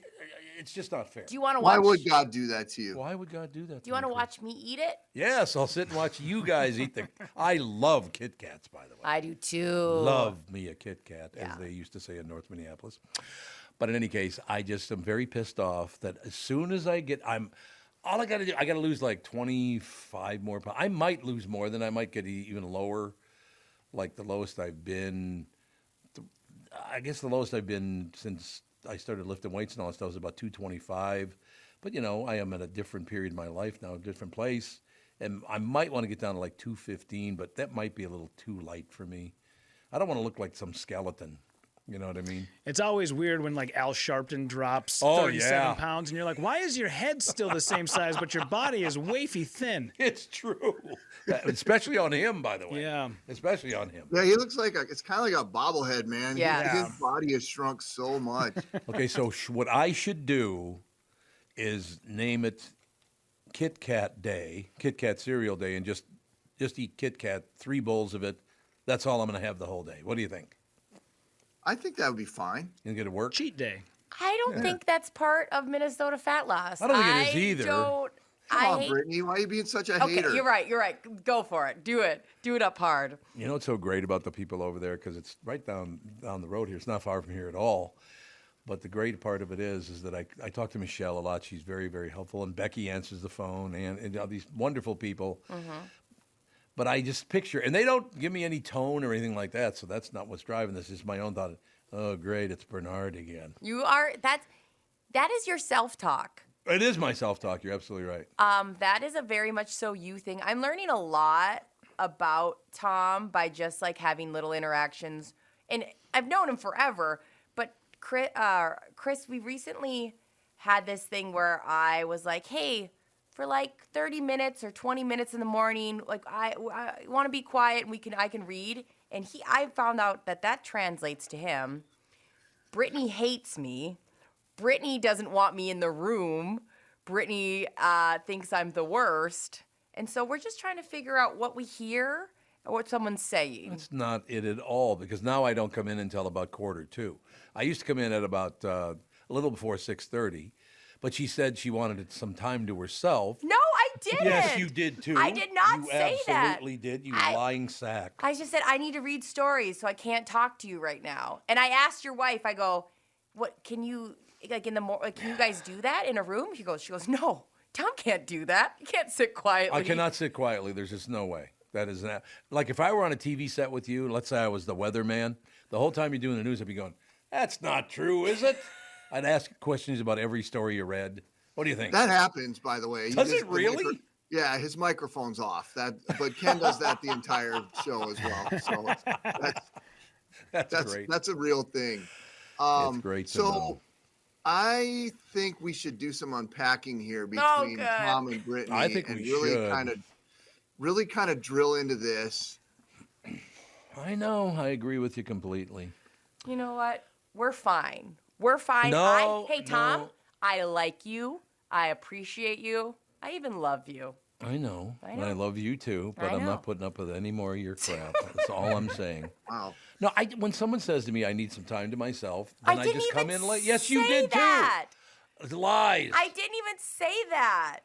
I didn't even say I need some time to myself. Chris. Hey, Chris. Why do you think it is that I did the show from my house for 27 years? It's me this specifically. Very reason. Because everybody, you need a little time to myself. Good. Now you get the whole damn place to yourself because I'm at home doing the show. Works for me. You are a drama llama. Except I do like doing this show live so far, but you're about to ruin it. Okay, I'm working on it. You're working on ruining it. I heard you guys kind of bickering about this yesterday too, and now that I've got a little more context, a little more context. I do. Here's the deal. I understand both sides of this because the way you sort of put it, Brittany, it does come across a little prickly. Ah, yeah. I didn't say I need time to myself. You want to know what I said? I was like, after the first day, I was like, hey, I'm just trying to read a story. Like, I can't respond to you. I'm trying to read stories for your show. It got aggressive eventually because my message was not being heard or received. It was like, sing along. Why don't you go sit out there then? I'll sit in here. What are you doing? Tonight. Hey, Brittany. I'm like, I'm trying to read articles for your show. That's what I'm doing. Well, then go sit on the couch out there and do it while I'm singing. And then he told me, now I say that I want to be alone or I don't want to be with him. And I said, can't we just sit quietly together? No. I don't sit quietly. When are you going to learn that? I don't even do it. I literally walk up to people in the street and start talking to them. I know. I've been with you before. I know. And people think that's so weird. But it's like, hey. See, Rudy has the art of sitting quietly down very well. I don't think he's said anything for 20 minutes. He's got his own spot. That's why. Yeah. Maybe I should get my own. I'll go in the tent room. Stop. You're not leaving. Oh, yeah. Now, on the other side of this, I will say, Brittany, I do get it. Like, and I try to get to work before any of the people who I generally would interact with, so I can get that kind of like prep time, sit here, let me sort of be tired, get myself awoken. Yep, that's the past tense. Yep, woke myself. So, and I value that time, so I definitely get that. Okay. I just feel like maybe you didn't take the best route of baby. You said that you see both sides, but it doesn't feel like you're looking at both sides. I do. We need a new relationship therapist. This one, fired. Touchdown. Yeah, by the way, I would be the worst relationship therapist. My wife and I got in an argument last night over dinner about painting trim. So I am not the person to come to for relationship advice. And no, that's not a euphemism.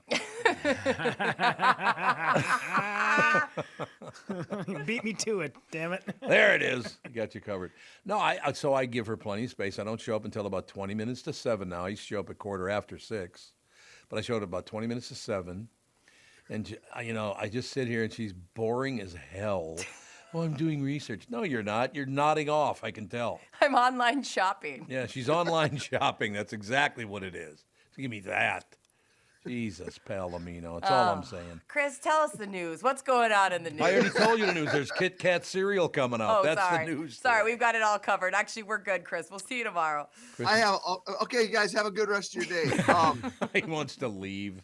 I want to go back to this. I do have news, by the way. Okay. The cereal thing, Tom, honestly, like, think about, I know, like, sugar cereal thing gets a real bad rap. Yeah, like, it does. There are a hell of a lot worse things that you can eat than some fortified cornmeal with a glass of milk over the top of it. Yep. It's not that bad. No, it's not. Yeah. It's got some sugar in it, but think about it. You're still drinking a glass of freaking milk. Yeah, which also has sugar in it. Again, not Rudy, mine. Not yours? No. I do that almond milk stuff. Oh, sure. I'm just saying it's better than eating an actual Kit Kat, right? I would think. I don't know. Maybe. I mean, I'm just saying, like, it might just be a lot of Kit Kat. See, you guys are buying into this hype that healthy cereal has been trying to implant in your brains for years now. Yeah. Do you have stock in Kit Kat? Is that what's going on?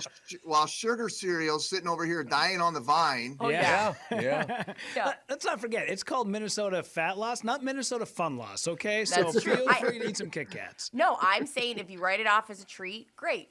But let's not pretend it's interchangeable with other stuff. It's the same thing as eating basically rocks. No calories at all, no fat, nothing. And I think, Chris, you're right. I think there's a place in this world where you go, I'm going to have a bowl of Kit Kats. Yeah, you do. Yep. As somebody who, after Halloween, usually puts Almond Joys in her cereal because I like to they're so good to smash up in cereal, I'm fine with it. But I'm not going to pretend it's interchangeable with, like, eating eggs in the morning. Ish. Well, you've bought into the message, I can see. Exactly. Sheep. Yeah, it's all true. I bought a box of stupid, like, Avatar Crunch or something at the store the other day. Yeah. Because it was like $1, and I'm always like perusing the dollar thing, and I'm like, oh, that looks like it has marshmallows in it and these blue balls. I'm like, oh, Avatar Crunch is gonna be great. So I was like all excited to like have a cheat day on a Sunday morning of my Avatar Crunch. It was freaking terrible. Of course. And it didn't have any marshmallows in it. Oh. It was like eating blue kicks with no freaking sugar. It was awful. Yeah. Very disappointing. It's got Avatar balls. Nobody wants Avatar balls. No, you don't. You don't They're want probably that. nutritious. We like Cinnamon Toast Crunch at our house. That's one of our, like, go-tos. Not healthy though. No, God, no. I'm saying, like, if we're going to be like, let's be naughty, that's our big naughty one. Don't you have to eat a little sugar, though? Isn't it good for you to eat a little sugar? Yeah, but it's in enough stuff that like well, that's you what don't I'm saying. have to seek it out too often. Okay, I have to ask you guys if I'm nuts because of this. Because it's true. I can eat eggs for dinner. I can eat eggs for lunch, but I can't eat eggs for breakfast. Like if bacon and eggs and toast for breakfast, I don't like that. For lunch, it's phenomenal. But I don't know what it is about getting up in the morning and sticking... It's your morning shift. Yeah, it's this whole thing, isn't it? It is, isn't it? Your whole... I mean, I can say it from doing it for 15 years now. Like, your whole freaking eating schedule gets off. I'm not ever, like, hungry first thing in the morning. Like, force myself to eat. Right. I would say that more than anything. It just... Nothing seems good at 3 o'clock in the morning or 2 o'clock in the morning. That's a good point. But then, like, your afternoon, or, you know, what regular people's morning is your afternoon. And then, I don't know, maybe it's just... Although, do you have an appetite for other things super early? No, I'm with you. I don't like to eat first thing in the morning. And I think it's because I've gotten up for so many years so early that I just don't like to eat in the morning. You know? It's kind of, Brittany and Rudy, do you guys eat in the morning? Yes. I have first breakfast, and then after the show, I have second breakfast. Oh, well. Yeah, I definitely do now. Because I'm also a big fan of intermittent fasting because I think you should give your liver a chance to just like catch up every now and again. Right. But yeah, for the most part, it's 2 fried eggs over an avocado every morning. Yum. Before you come to work? Mm-hmm.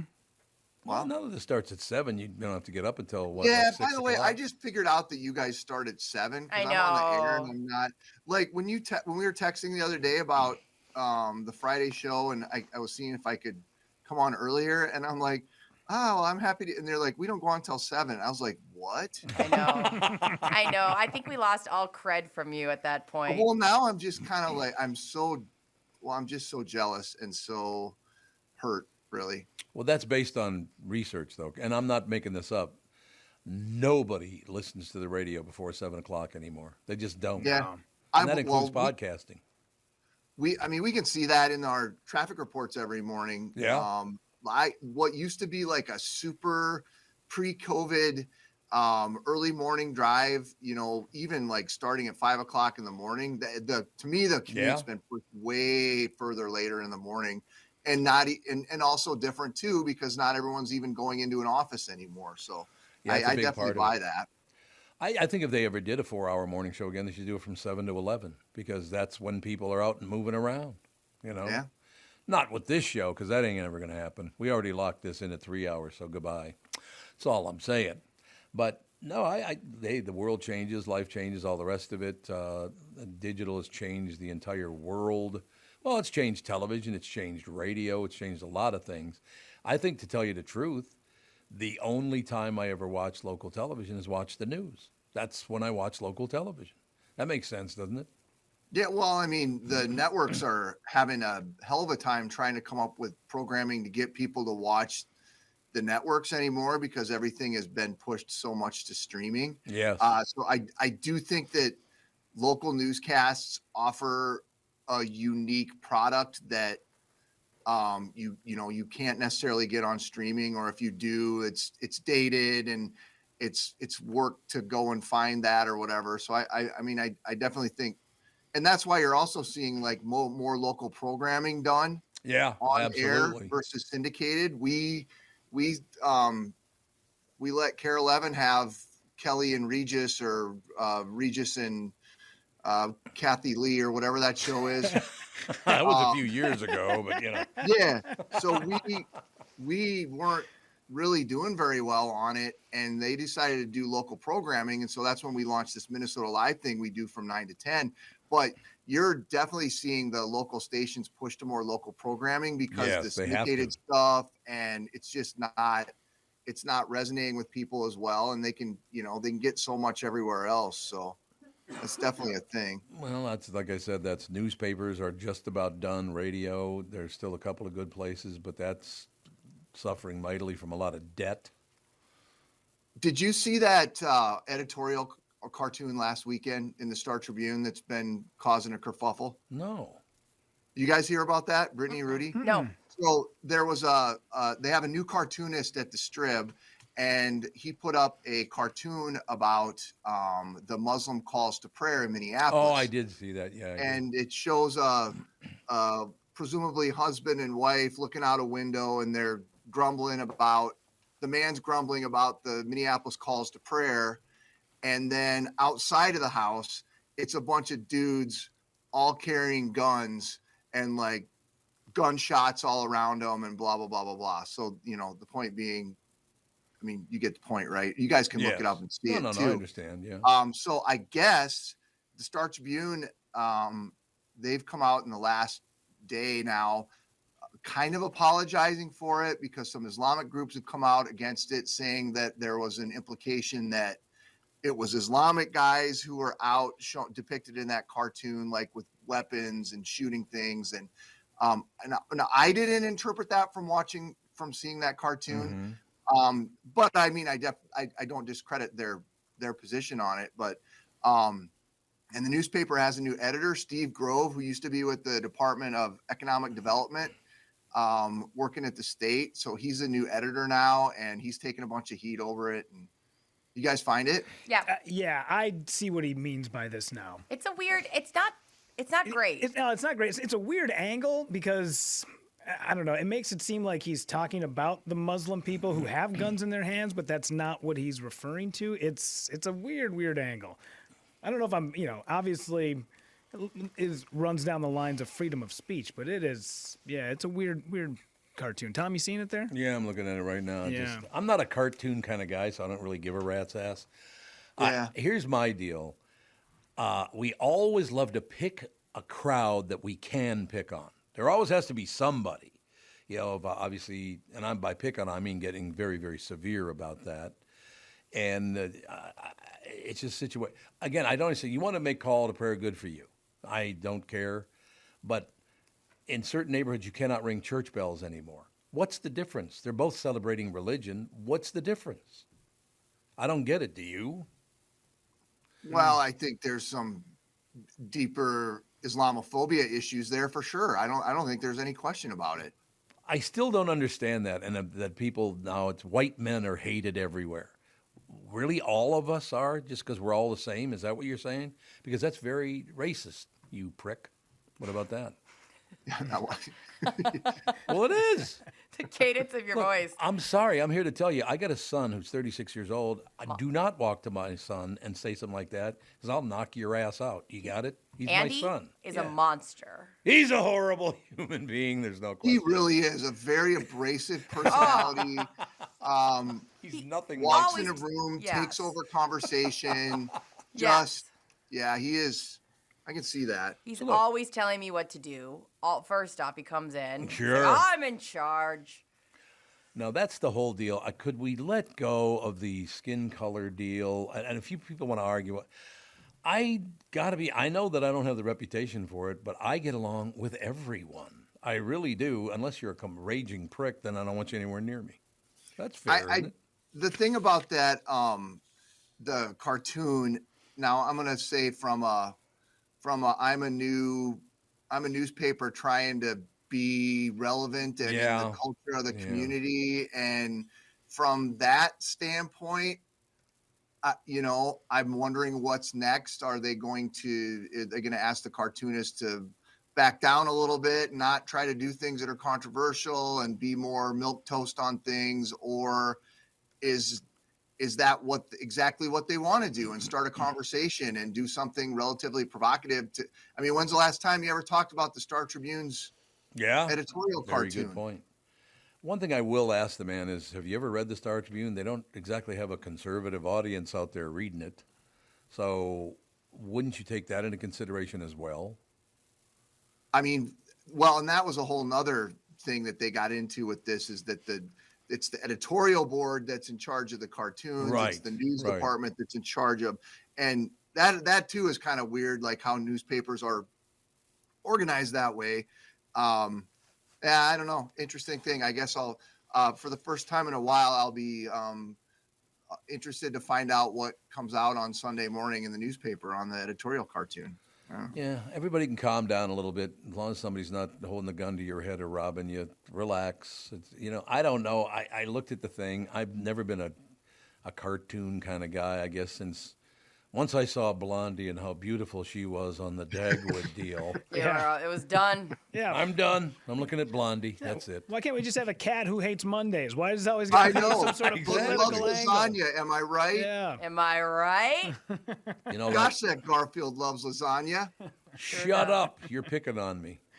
You know that I could literally, and I am not pulling your tit on this one, I could literally eat nothing but Italian food for breakfast, lunch, and dinner every day for the rest of my life. I love Italian food, man. Don't disagree, although I do not think that this would be part of your new weight loss program. Oh, no, I'm the buzzkill. I'm the buzzkill. You are the buzzkill. How'd you know that? What about tacos, though? Because I do love tacos. I can't. They got to be made right, though, because I don't like them when tacos are made poorly because they're really bad. When they're bad, they're bad. See, I feel like it's kind of like pizza and tacos, even a bad one. I'm like, I'll eat this. Well, yeah, that's true. That's a very good point. All we do is teach people wonderful lessons on this show. Have you ever noticed That's right. I feel like we're all hungry. Are we all hungry? I'm 'Cause not we- hungry Yeah, at all. we did this well, Tom came right out the gates there with the Kit Kat cereal, and I'll be honest. Yeah. By the way, it's National Prime Rib Day today. Oh, I See? destroy some meat right We're now. wondering. So Who has the best prime rib in town? Do you guys know? I don't really. I don't know. You know, I got to be honest. I don't make enough money to eat prime rib anywhere. yeah, Besides, go, like a man. $13 buffet. So that's my prime rib eating. Yeah, I don't know. Do they serve a lot of prime rib anymore? I don't even know if they serve a lot of it anymore. I think it gets served, but I don't see a lot of people getting it anymore. Well, part of it because it's expensive, right? Yeah, like, it is.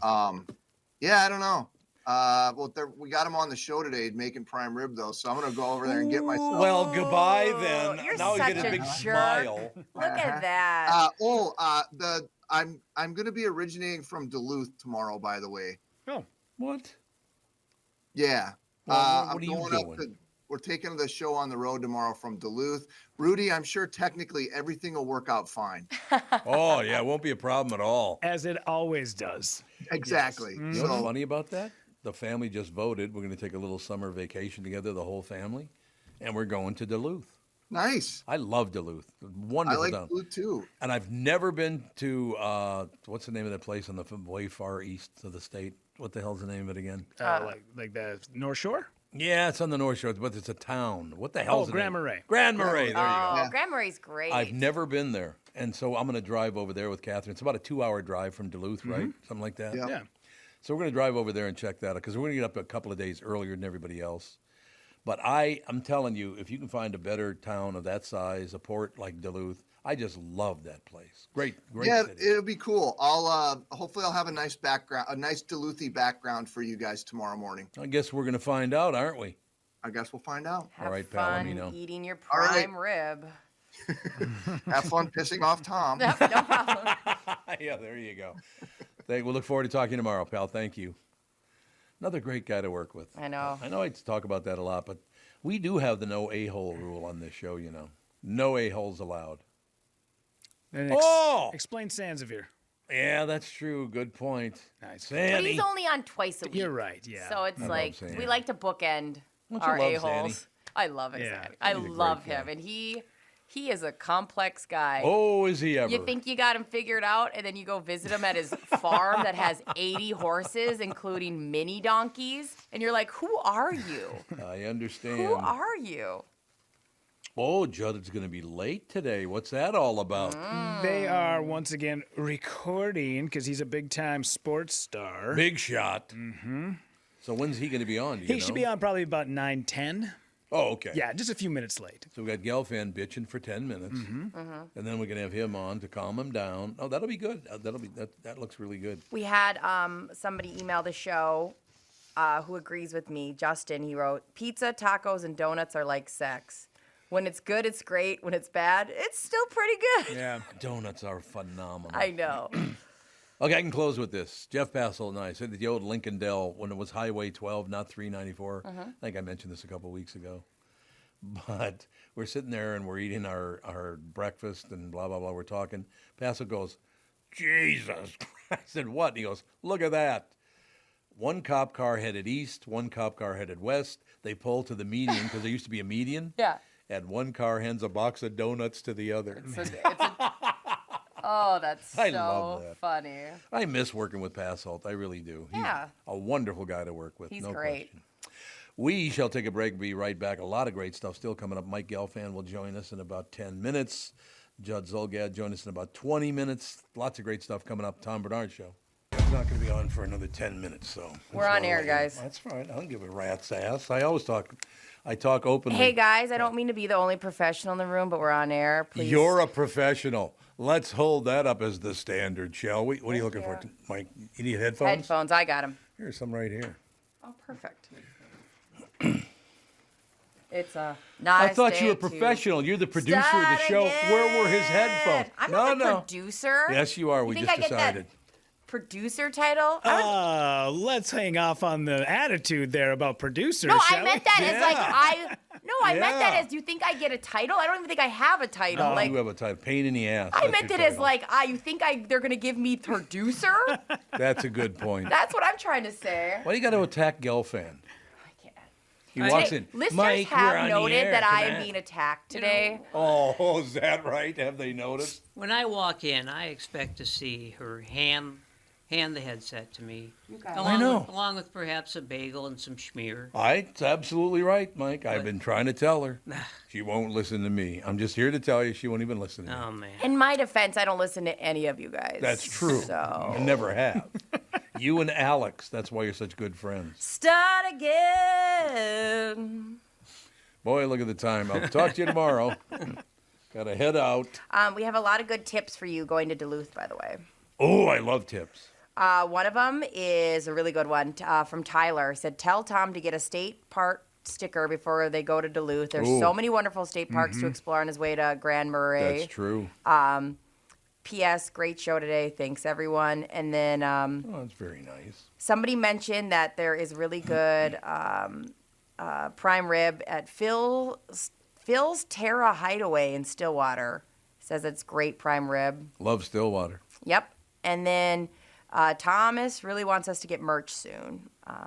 Merch, like pictures of you on the T-shirt? I assumed it was pictures of me. I just didn't. There, I'm glad there's that right you. there. There's a picture oh right God. there. It's up on the yeah. wall right so now. they want the T-shirts, coffee mugs, some bobbleheads, maybe. No, I need a free sweatshirt, so let's go. I with know that. you do. So Bernie was talking about getting a lot more of those Tom Barnard show cups. perfect. Oh, yeah, I want that. Apparently, it's a big deal. There's no question about it. There. Now you're all caught up with the listener emails. No, we have not caught up. What about the Brittany's a pain in the ass T-shirts we talked about? Oh, and then she Jim just wrote ignores me. Yeah. Typical. She just goes right on. Just goes right on. I understand. Absolutely. Well, she's married, so she's used to that. I'm used to this. The abuse, though. Unbelievable. Ah. Anyway, what were you saying? Jim wrote in, take a poll for either corn or flour tortillas. He wants to know what kind of tacos. Oh, people are taco into. shell. I like hard taco shells. Yeah, okay. I do, yeah. I can Really? go either. I Yep. can go flour or corn. Well, I can too, but I like Yeah. corn better than flour. Have What- more flavor. Rudy seems like he's got a real opinion. Can't go crunchy.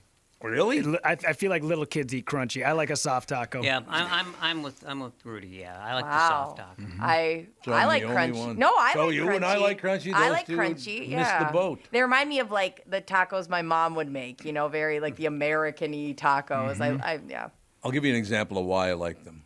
Because I love tortilla chips. If I bag a tortilla Oh, I chips, like them it's too. gone. I know. And I got to be so careful. I just eat the whole damn I have thing. no self-control. It's terrible. Yeah, you have to eat just the 12. You know, that's the The serving. serving size. It's I 12 know. chips. Yeah, there you It's, go. the realization I had, so my nephew has PKU, and so he can only have a certain amount of protein every day. Looking at serving sizes We to should tell figure them out. what PKU Yeah, is. I was kind of wondering myself. It's fentyl, though the actual word is very confusing. It's like phenylketoline something. It's a abbreviation for the protein that he can't break down. So he can only have okay. 4 grams of protein a day. Oh, really? So we have to be very, and then he has these shakes that gives him a protein that doesn't have that PKU element in. Oh, okay. Oh yeah, I have shakes too, but that's just for different shakes. That's for medication. Yeah, different shakes. So I have to look at whenever we give him serving sizes, it's like, okay, this has 1 protein, but how many chips can he have? Is the most depressing thing ever to realize 6 chips makes a whole tortilla, and that's the amount to have. I like that stuff, though. Oh, we got one more tip for you. There's a reservation that Heather says you should get in Duluth, Labine, L.A. Oh, yeah, I know where that is. Okay. Yep. So get the reservation for you and Catherine before you go up there. Oh, so the 2 of us go there, not the family? I don't know. I made that up. We always go to the Radisson because it still spins around up there. That's where we were. Yeah. Oh, yeah. You gotta have the spinning. There used to be one right on, people don't know this, there was one on 494. I know. Oh, I remember it, yep. That building's I still can there. still picture it, yeah. Yeah. On the south side. On the south side, that's exactly where it was, or is. The building's still there. Also, Tom, I've been dying because we've been getting messages. Me and Tom decided, Mike, that you have to tell Rudy about when you used to love Bob would make his cheese concoction. Oh, yes. I'm getting a migraine just thinking of it. God, it was wonderful to watch. The cheese ball. Well, he would just basically, they weren't really cheese balls. He would just take a huge chunk of cheese. I don't know, did he buy them in those chunks and just put them right in there? That I don't know. I don't either, but yeah, he would just take this huge slab of cheese and he would just put it in the microwave and melt it down, so it was nice and soft and gooey. Yeah. And smelly as hell. Oh, well, it was that and microwave popcorn, the 2 worst migraine triggers I've ever experienced. I could see that. I could see that, absolutely. Sandy is the only Italian or person I've ever met that will not eat pizza crust. Isn't that crazy? Oh, he's Italian. I know he loves pizza, but he doesn't like pizza because you have to include crust. It's part of pizza. It's part of pizza. No, he likes melted cheese that he pulls off and eats. It's like you're saying you like hamburgers, but not the bun. Yeah. I know. Yes, I agree. Thank you. I don't get that. Thank you. That's a huge part of it. The crust is a huge part. That's why I don't like some pizza, because the crust sucks. Yeah. Yeah. You get the good pizza. Well, I grew up on Broadway pizza over in North Minneapolis, man. There's no better pizza in the world. Great pizza. And there's, the worst thing you can ever do with pizza is microwave it, because it destroys the crust. Yep, it does. So all we do is teach lessons about how to eat around here. Air fryer. Is that good? You got to throw the pizza in the air fryer. Really? Air fryer is a solution to most of my problems. Yeah. Does it get too greasy if you don't? No, it's just like perfect. I don't know what an air fryer specifically even does. I think it's like a mini little oven with like a lot of air going through it. Mm-hmm. But it makes things pristine, crispy still. So air fryer. So it makes them crispy. Well, so it adds an element. I always leftovers I throw in the air fryer for sure. Is there one thing you guys eat that you're embarrassed that you eat? Because I was trying to think of something that I must love something. Everybody go, what the hell do you like that for? But I can't really think of anything. I hate how much I need mayo to be on a sandwich. Like, yeah, see, I don't like mayo. I know you don't, and it's. I'm sorry. Like if I have an amazing sandwich and it doesn't have mayo, I'm always thinking, if only this had just a little. Mike won't even go to the Mayo Clinic, so there you go. Well, anyway. Well, they won't have me either, so. Oh, that's true. You can't. You're out. No, I'm not an oil shake, So. Boy, I still love that story. I don't know if the 2 younger folks on the story on the show know this story, but one of the princes of Saudi Arabia flew to Rochester, Minnesota, on his private jet because he wanted to be looked at down there. And when he left a tip on the bed of $150,000. Yes, something for the maid. Something for the maid. $150,000. He was like, "There's 2 people working in this room, right?" Gotta give them 75 G's a piece. I've been here for 2 days, for Christ's sake. That's wild. Well, who is what? Now, Rudy, you might know this. A couple of comedians went and did American comedians did a stand-up show for one of the princes in Saudi Arabia. And at the end, they were each given like a $50,000 watch. Ooh, so there's been a few of them. There have. They keep it kind of secret. Like Beyonce just got paid, I think it was like $24 million to go do a birthday party for some Saudi prince. God. And everybody was kind of, getting on her case about it, going out and doing this for a country that has such a terrible human rights record. Right. And there's a lot of people. I've heard rumblings of Kevin Hart going and doing like 20 minutes for a Saudi prince and getting paid like $500,000. Correct. Yeah. Yep. There's a lot of that. What I would worry about is if I worked the room in Saudi Arabia, I'm afraid that the big guy would just love me to pieces. You mean by the big guy? You mean the big guy or the other big guy? The other big guy. Yeah. The other big guy. That's what I thought. Yeah, I whatever. This whole. I just love how people. Well, we can let that go. I just love these sons of bitches, like in the NBA particularly. They will kiss China's ass up and down because they all make millions of dollars. Oh, you have slavery there? Well, that's okay.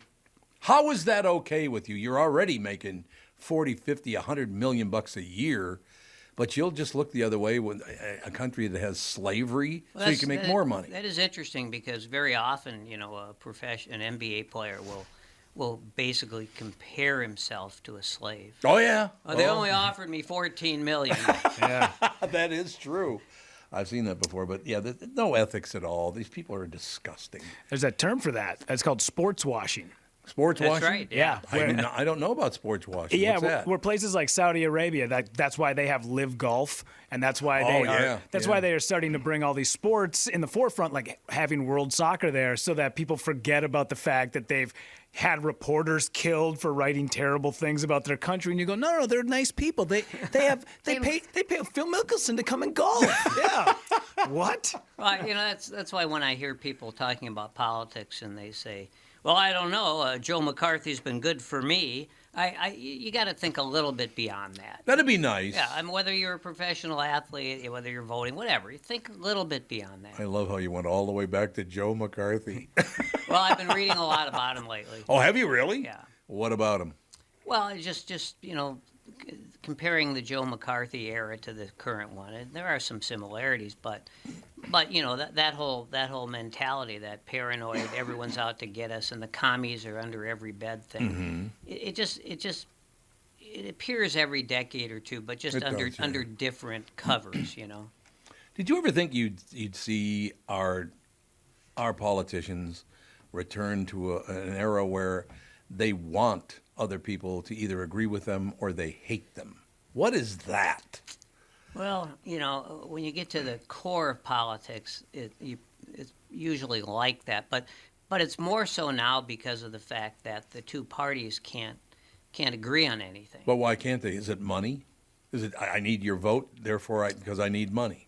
It's a lot of things. It's money and it's grievance and it's paranoia. It's a lot of things. Mostly it's just self-centered kind of thinking, both on the part of voters and politicians. Well, I think that's true. I mean, I got big problems right now because I got nobody to vote for. What Trump and Biden are going through right now, I don't want anything to do with either side of that. I just get away from it. Well, I noticed that Nikki Haley today, I guess maybe it was last night, but I saw it today. She is now predicting that if Biden gets a second term, he will die while being president. Why would you predict that? It might know. Happen because he's old enough. Yeah, but why would you do that? And plus, it's very unlikely that he will die. He may deteriorate horribly. Got people watching over him? Is that what you're talking about? Well, there's people watching over him, and he's healthy at the age of, what is he now, 82 or almost 82? I think that's right. Yeah. Yeah. So he's not likely. I mean, I've seen the actuarial figures. Yeah. He's not likely to die. No, he's not. That's very true. I think it's wishful thinking on her part. I don't know if that's what it is. Well, it would almost have to be to say something like that. No, she just wants to win. That's why they all say the horrible things they say. Yeah, right. So if you want to win, the first thing you want to do is alienate all voters over 60. That's what they're doing. That's what both parties do. You're a Republican, you're a Democrat, I hate your guts. Like, what? Yeah. Calm down. Yeah. Relax. Take it easy. I'm going to vote for Judd Zulgad. That's all I'm saying. He's my guy, yeah. He's the man. Where are our young politicians, though, who are sensible and good? That's why are we talking about two guys who are and look, I'm 53, so I'm not a spring chicken myself, but where is the 42-year-old who has a vision for the country who emerges? That's my question. Yeah, where is that? Well, the last real young guy, one of the last ones who was very young, elected to Congress was this guy Cawthorn. Cawthorn. Mm-hmm. Yeah, and so he didn't work out that well. No. No, he was the guy who was in the wheelchair, and I think he claimed that it was some sort of a horrible accident, and he almost died, and it turned out to be something kind of different. Yes. I always said that he was gonna reappear in a play, a classic play, one I actually like. He was going to do dinner theater with it. It would be The Asshole Who Came to Dinner. Absolutely. It's a wonderful play if you've never seen it. And speaking of assholes, Judd. Wow! Good morning to you too. No, where I was going was Anthony Edwards. What about Anthony Edwards? Flipping the chair after he missed the shot, and I guess it hit what? Not one but two security guards. The chair did, right? Yeah, he was. Which is the magic chair theory. What's that? Back into the left. Oh yeah. Back into the. There you go. Yeah. It's the magic chair because I don't know how that. I've seen it and it flips up and I think you could see it graze one person. I'm not sure how it then deflected and hit the second person, but what the hell? Well, he put a lot of spin on it. Put some English on it. Why is it English, by the way? I don't know. Never understood that. That's a good question. The interesting thing was, if you watch, I'm sure you've seen the video of it, but as he lets the ball go, the 3-point shot that had it been good would have put the game into overtime. Is that right? Yeah, would have been gone into overtime. Mm-hmm. As he's releasing the ball, he turns around and starts running toward the exit. Oh, because he made it. No, he. That's what in his mind he made. No, he knew he wouldn't make it. Oh, really? And he was going to the locker room. Really? He didn't. I mean, it was like almost as he shot, he turned around and ran away. Why would he do that? Well, probably because he'd already missed all 5 3-point shots he'd taken. Well, he probably there just you go. assumed he'd miss that one too. You know why? Because he missed that shot and thought to himself, my future is as a Minnesota Timberwolf.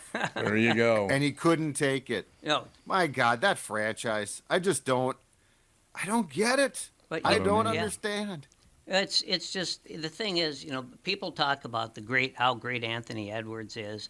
And I actually saw a broadcaster last night say next year the Timberwolves are just going to have to make sure that they build the team around Anthony Edwards. Anthony Edwards takes 25 shots a game. Right. How would you build the team around him more? And you've already built the team around him, and you're a 500 team. Yep, I agree. Well, because you a few years back were going to build the team around Cat, and I'm going to tell you right now, if I could, I would trade Cat. There are certain guys. I mean, we're 8 years in, right? I love how broadcasters still talk about Cat like he's learning. This is all the playoffs. He's 8 years into his career. Yeah, the Cat we see is the Cat we'll get. And the thing about the game that really bothered me the most. I'm sure you didn't watch it, Tom. You're not. I don't think you watched the NBA basketball. Not anymore. I used to be a huge fan of the Celtics back in the day. The thing was, every time Towns or Edwards would take a shot, or every time the person they were guarding took a shot, they just immediately started whining about the officials. They didn't call the fall. They did call the fall. And they whined all the way through the game. And you don't see that much in the NBA. Most players are smart enough to realize you just do your thing. Right. You take the consequences. Not these guys. What do they think they're gaining by that, Judd? They think that one is Cat just perpetually whines. Yeah. So like Cat is in a state of perpetual whine. Like if something goes wrong, he was fouled. Nobody flails his arms more than Cat as far as, woe it is me. I am just personally, and this is not new, but from a player to a fan perspective, I am so tired, though, of bitching about officiating. The Wild's doing it now. Yeah. The Wolves are doing it. You know what? Officials have been flawed forever. Right. They will continue to be flawed. And to me, I'm not sure what you guys think about this. I just think it's the laziest excuse to say, well, the officials screwed us. Well, how about you didn't play well? I mean, 2 nights ago, the Wild played a just horrendous game, and they're ticked off about the officiating. Yeah. It's like, okay, on a list of what you screwed up, that's about 9 or 10. You had a terrible game. And I think Edwards has learned something from Towns about complaining and whining. But a lot of it in Edwards' case, I think it's just about narcissism. I really do. I think he believes that he doesn't refer to the team as we. He refers to the team as I. That's harsh. It's a bad sign. It is a very, very bad sign. I just, look, like I said, and I never tried to cover this up, and I'm not a big ass kisser, as you all know. It's just not in my mix. I loved watching NBA basketball until I met a few NBA basketball players. Well, tell me about it. They're not good people in general. You know, it's one thing I learned about covering baseball. Not that it surprised me, but, you know, it's like seeing your sausage being made. You know? Yeah, you don't want that. No, you don't want that. You know, exactly. Mike, that's such a great point because I still get questions of, you know, aren't you a huge fan of so-and-so or this or that? And I said, once you start to cover or meet the people who play the game, it doesn't, and I still love sports. So, like, I still love baseball. Oh, yeah. But this whole notion of, you know, I'm going to go get this guy's jersey and blah. I think the problem is once you meet them, and there are some, just to be very clear here, you know, there are some good guys for sure. Oh, yeah. Oh, yeah, there are some. But you also are always inclined to sort of think fraud. And, you know, I'll never forget going back to 2000. So I covered the Packers for the Strib, which was a weird experiment, in 2003 and 4. And I covered Darren Sharper there. And in 2005, Sharper signed as a free agent with the Vikings. And I came back and got on the Vikings beat. And at the end of the year, Darren Sharper, and you talk about narcissist, you talk about, you know, pulls me aside and says, you know, it's been great to have a familiar face around. I knew you in Green Bay. It's been, thank you, you know. Darren Sharper was a serial rapist. Yeah. Well, you know, and it has always been said that sociopaths are the most charming people in the world. That's what they say. Unless they're committing a crime. Point. Brittany. Yeah. Whoa, do not. I will not be in the same paragraph that just went down in. Yeah. Well, you just were, Brittany. So, I cannot. Yeah. For a short time, I was working at a liquor store, and Darren Sharper came walking in, and I sold him a bottle of wine the day before all that came out. Oh, yeah. He came in, it was like 11 a.m. He just had on a pair of sweatpants and a sweatshirt. The nicest guy ever. Big smile, taking photos. I was like, Darren Sharper's the man. Like, this guy's great. Isn't that amazing? The next day, they literally announced that he is going to be arrested. Yeah. And just think, your fingerprints were on that bottle of wine. Mm-hmm. That could have gone the wrong way for you. That's true. Yeah, and especially since I was at his house drinking wine with him. It was awful. These jokes are getting weird. But, you know, speaking of football players, this is a big night, especially for Judd, right?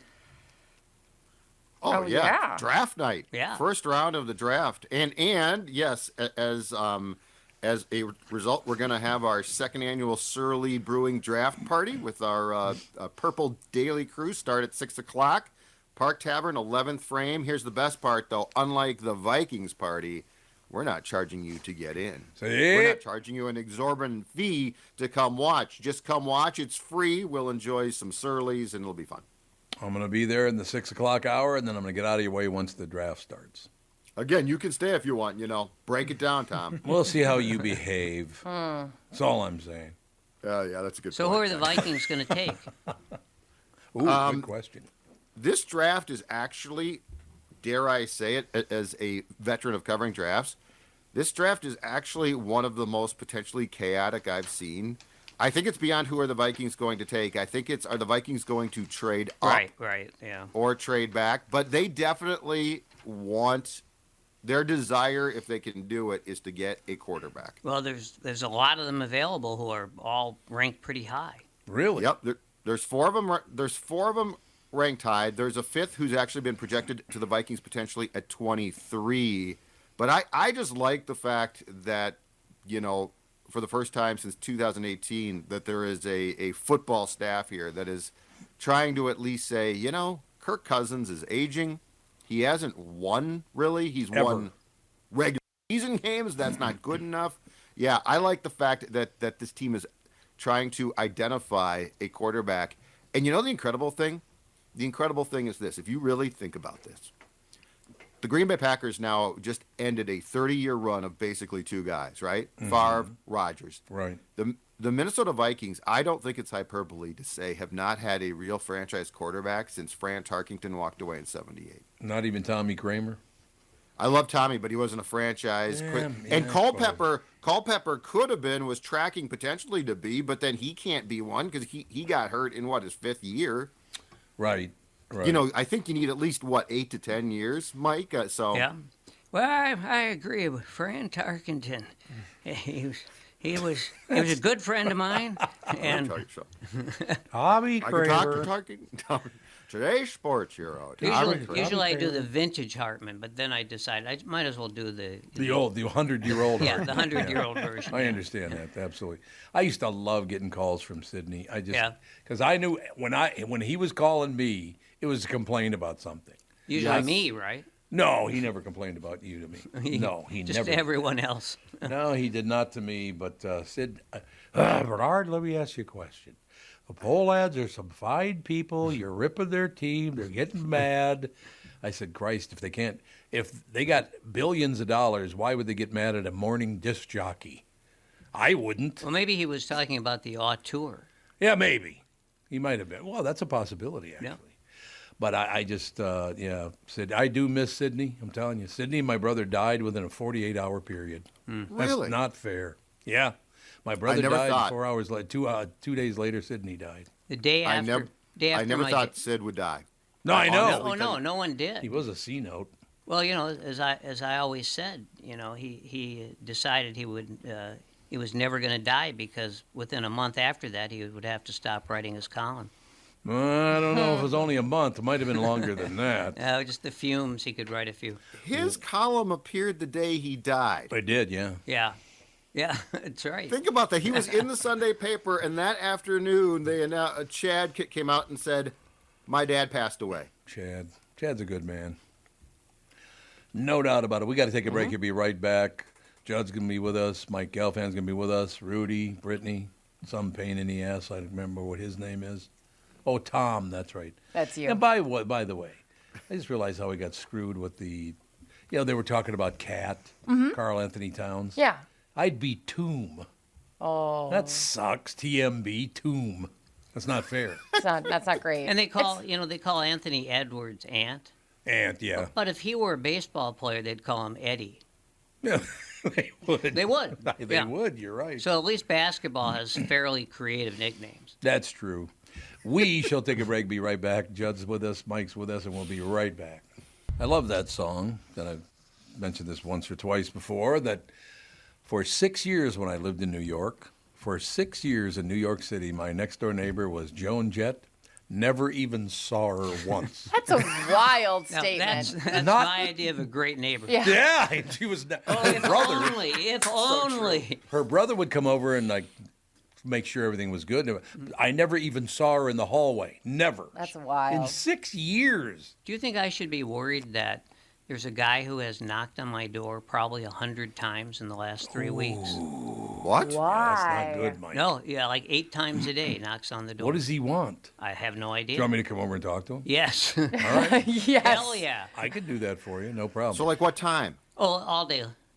Basically on the hour. Really? Yeah, and then he usually gets off about 5:30. He leaves. How old's the guy? Probably about 35, but it's just a guess. I haven't seen him. I could kick him in the nuts. That'd be good. I don't even bother to go to the door, No, God, no. He might be one of those people that's trying to buy people's houses in the neighborhood or something. Yeah, I mean, he could leave a leaflet or something. Yeah, that's super weird. It's very that creepy. much. Yeah. Not that much. I might call the cops, actually. I'm thinking about maybe it's time. Yeah. I've taken a couple pictures of him, but. Oh, you have? But they're not great though. Well, like I said, I can come over and say, I did that. I did that once for Scott Jameson. Remember the program director at KQ? Yeah. There was a guy that was threatening his family, so I sat in a chair in his driveway for 2 days. That's true. And the guy never came around again after I suggested, you shouldn't come around here anymore. Yeah, that was 2 days I sat in his driveway. I like that. Well, I'll start taking a log of exactly when he shows up. Do that. Yeah. Mike, I'm not kidding you. I don't live that far from you. If you ever have a problem with this sumbitch, just let me know. Well, sounds like you have a hobby now. It was for the first week it didn't bother me too much. But now it's been 3 weeks. That's weird. It's 8 times a day. for 3 weeks. That's crazy. Do you think he's just a fan, maybe? Well, I mean, a lot of things have occurred to me. Yeah. I don't Yeah, think but he so. might be a fan and with ill intentions. You know what? In 2023, there is no reason, in my opinion, unless you're expecting company, to ever knock on someone's door. You're right. Or to answer it. I refuse, for the most part, to ever get my door because my theory is they're trying to sell something or kill me. Yeah, Both are bad. I think it's a good assumption. I mean, the thing is, like, I figure I've been in that house for like 25 years. There's probably been, maybe 15 occasions, not recently, when I would go to the door, right? Not once was I happy that I had gone to the door. Yeah, I know. So there's no reason to ever go to the door. I don't. No. I mean, if they want to leave, if they actually want to talk to me or have something, they can leave a note, right? But this guy never does. And you have no idea what the hell he wants. Well, I don't. I ask people, like, well, what do you think? And, like, some people say, well, he's probably, like, wants to serve you with a subpoena or something. No, that's not it. Because they could just mail that. Yes. They knock on the door a couple of times and they just, I think that's how it works. They just mail it. Because otherwise people, would never have to answer the subpoena. Just don't go to the door. No, true. So I don't. No, right, exactly. So I don't think it's that. A crazed fan. Well, they would have to be crazed, that's for sure. But I don't think so. It doesn't seem quite right. Yeah. But it's weird that he knocks on the door and he does the knock that I would never in my life answer that one. It's like that. Oh yeah, that's the one. Yep. Usually it's the guy who wants me to sign the Greenpeace petition. Sorry to interrupt, but Jerry Springer, we just had announced that he just passed. He died. Jerry Springer died? Yeah, Jerry Springer, legendary talk show host and former mayor of Cincinnati, has died, according to the statement from his family. He was 79. Oh, I would have thought he was older. I would have too. Tell you the truth. By the way, let me go back for 1 second and wrap up Mike's story. Yeah, sorry. It's not that I'm a tough guy. I just have a .357 Magnum. That's all I'm saying. Yeah, well, I'm probably going to get one. It is time, baby. So Jerry Springer died at 79 years old. We used to have him on the queue a lot. Yes, yeah. He was always a great guest. Very nice guy. Very, really decent. And Ron Majors, Paul's older brother. Well, sure. Was at Channel 5 back in the day. He shot the news in the same building that Springer shot the Springer Show. And every day Springer would walk by him and go, Ron, I don't know, man. I don't know if I can do this show much longer, but I'm making like $15 million a year. So that's a pretty good argument. Yeah. That's pretty. Even if you don't like doing the show, just keep doing it. Well, the thing about Springer was that I always felt was that he was a guy who was filled with shame. Yeah, I understand what you're saying, but he did do a couple of weird things when he was mayor, didn't he? I guess he did, yeah. Yeah, I heard it was kind of a weird setup. But he was great on Springer, TV. Was he the first to sort of perfect that, like the just ultra aggressive show? We're gonna find out who the dad of this kid is now. Yeah, and then there was always the guy who said, "I told you." Yeah, oh yeah, always. The fights were the best, though. Yes, they were. When security would bolt on stage prematurely lots of times. Yeah. Before the fight even started. That's right. They'd be running around trying to screen out like it's a basketball play. Jerry. I always wondered how those kids would react later in life when they saw this guy on video saying, celebrating because he wasn't their father. Yeah. It Isn't that nice? Bad. Yeah, that'd be hard to take. I'm really happy I'm not your dad. Well, thank you. I appreciate it. I don't know what the hell. It all works out in the end, correct? Yes. Not for Jerry. No. No, well, 79. Oh, that's He's gone on to the great reward, Rudy. I think Nikki Haley predicted he'd die. And Nikki Haley thought he was going to die. That's exactly right. After all, he was a politician. That's true. He was. Yeah. Yes, he was mayor of Cincinnati, was it? Yeah. I think he was mayor of Cincinnati, Yep. yeah. Whatever. Nice man. Never met him in person. Or did I meet him in person? Maybe he came in the studio one time. I don't remember. You met him at a brewery. Did you? No, you did. Yo, joke. Remember how you say you've never been to a brewery? Oh, that's the shot. Okay. Shots fired. I didn't know they were breweries. I'm sorry. I thought they were fake, like, things. No, yeah, you and Rudy. Jerry, Tommy. Yeah, thank you. Thanks You know so what? much Wouldn't that be a hell of a pitch for a local show? A Jerry Springer-like show, Tom, that you host, like at Channel 5. I'm just saying, I'm throwing it out there because people would watch. It'd get huge numbers. Yeah, that's true. It would, because I would go after the guests and all that stuff. That would be fun. I am still watching reruns of Cheaters. Cheaters? God, I haven't seen that in a long time. That dude got stabbed. I know. What? Yeah, that guy got stabbed, the host. Oh, well, gee, I would never have seen that coming. Judd, wasn't he on like a dock at the time? Like he was going on he was about to go on a boat and he confronted the guy and he pulled out a knife and stabbed him. Really? Yeah. It's a dangerous job, man. I've never been stabbed. I'm very happy about that. That's not true. I was stabbed. I forgot. Yeah. Yep. I stabbed in my foot. We were playing, what's it called, Mumbly Peg? Is it like lawn darts? No, it's you take a knife and you throw it in the ground and whoever can stretch their legs out the furthest wins. Okay. Only when the guy threw it, went right in the top of my right foot. Ooh. It's like, nice throw. You don't want that. I got one scar on my hand from getting stabbed. Yeah. You got stabbed there? My best friend's girlfriend stabbed me in the hand. Were you blocking it? Yeah. I went up and she stuck it, and the knife stuck in. And so many questions. Yeah, it's a long story. We can get into it afterwards. But yeah, there's still one scar there. And then so I had to go to the ER. And when we pulled the knife out, it was in the kitchen. So we pulled the knife out, and blood just went all over the linoleum floor. And then I had to go in and get my hand stitched up. I had like 31 stitches through my hand right here. Wow, that's a lot. Really? Yeah, it was a big one. Next time, keep the fork in the finger. Yeah, all right. Just keep it in there until you get to the hospital. Yeah, I think that'd be the way to go. Yeah. Did she remain his girlfriend? For about 3 more weeks. Whoa, that's a lot. And wait, why did you get stabbed? It feels like he should have taken the knife or fork, not you. Well, like I said, Judd, there's a lot of ins and outs to this story. I was going to say, did you see here the hint when he was like, we'll talk about it off? Yeah, I'm still trying to get more. I know, Judd, you always are. Mm-hmm. Well, it's in my nature. I see my stab in the finger story is very quick. My friend Chris Adams stabbed me in my middle finger when I was 13. The reason was he was eating a tuna casserole at the time, and I mocked him for eating tuna casserole. Yeah, and so I was left with like this, a lot of mayonnaise in the cut. Oh, I'm gonna be honest with you.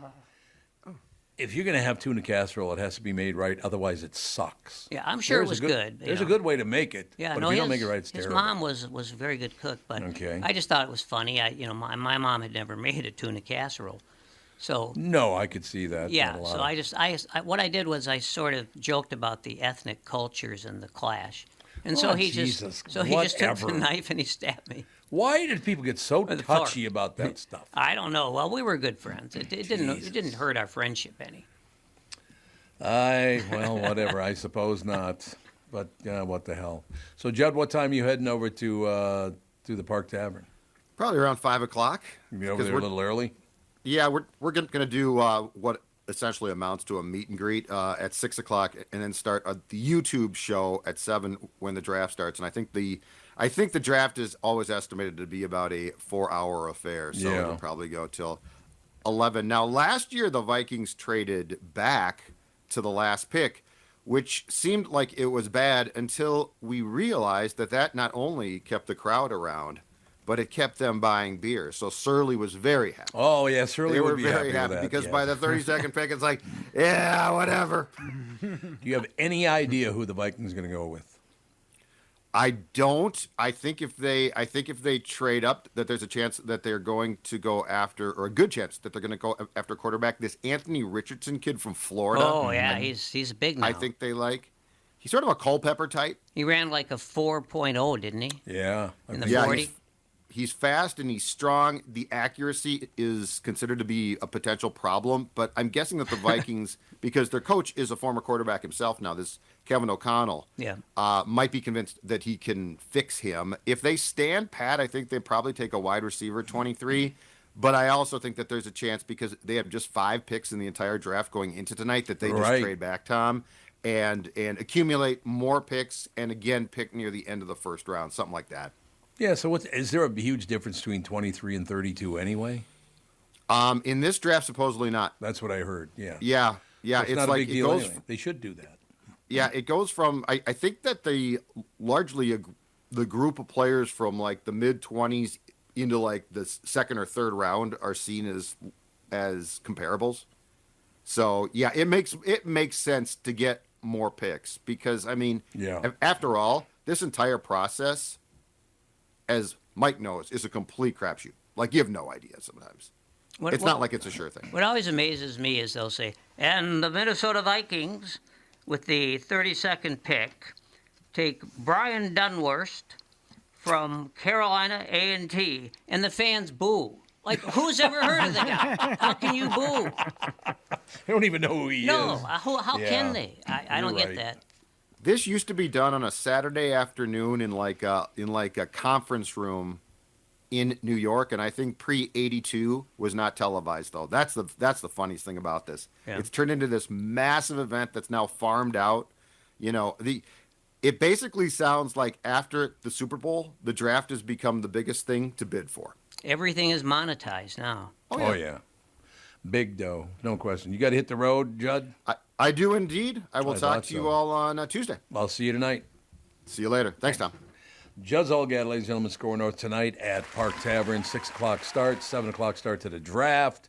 It'll be a good time. If you've never been around these guys, they're really, really good people. Yeah.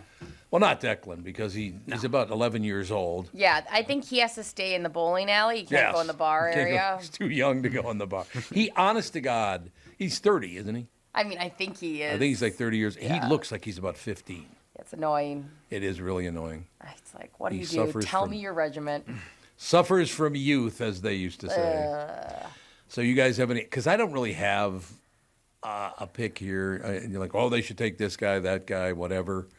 I don't really have a favorite. Do you, Mike, at all? Not really. You know, the guys I know a little about would be like the running backs mostly. Because true. Those are the guys I kind of look at and think, oh, I might want to take him in the fantasy pool draft next year. But that's about it. The other guys, like I said, I mean, an interior lineman, I know nothing about. I don't even know what they do. Why did you have to bring that up, by the way? Because I'll never, ever get over. I know it's been only about 4 decades. Mm-hmm. Why you'd give the ball to Brent McClanahan instead of Chuck Foreman, I will never understand. I'm never going to get over that, Mike. Still mad at that. 40 years later, I'm still pissed off because McClanahan fumbled and the Vikings were never in that game again. Yeah, it was bad. Oh, that was tough to handle. But that Bud did that kind of stuff all the time. Yeah. Bud did a lot of this is me, not you. Yeah, that's why a lot of his players were not fond of him. Yeah, a lot of them were not. I know. His kid's a nice kid, though. Yeah. That's all I have to say. Oh, good.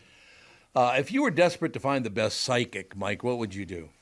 I would probably see a shrink. Okay, good. That's what I thought you were going to say. Proven results, would you look for that? Yelp reviews, a PhD. A man in L.A. named Mauro Restrepo. Who was Restrepo? There was an original Restrepo. Yes, there was. I'm trying to remember. Who was that? Restrepo, yeah, absolutely. It's a famous name. It is.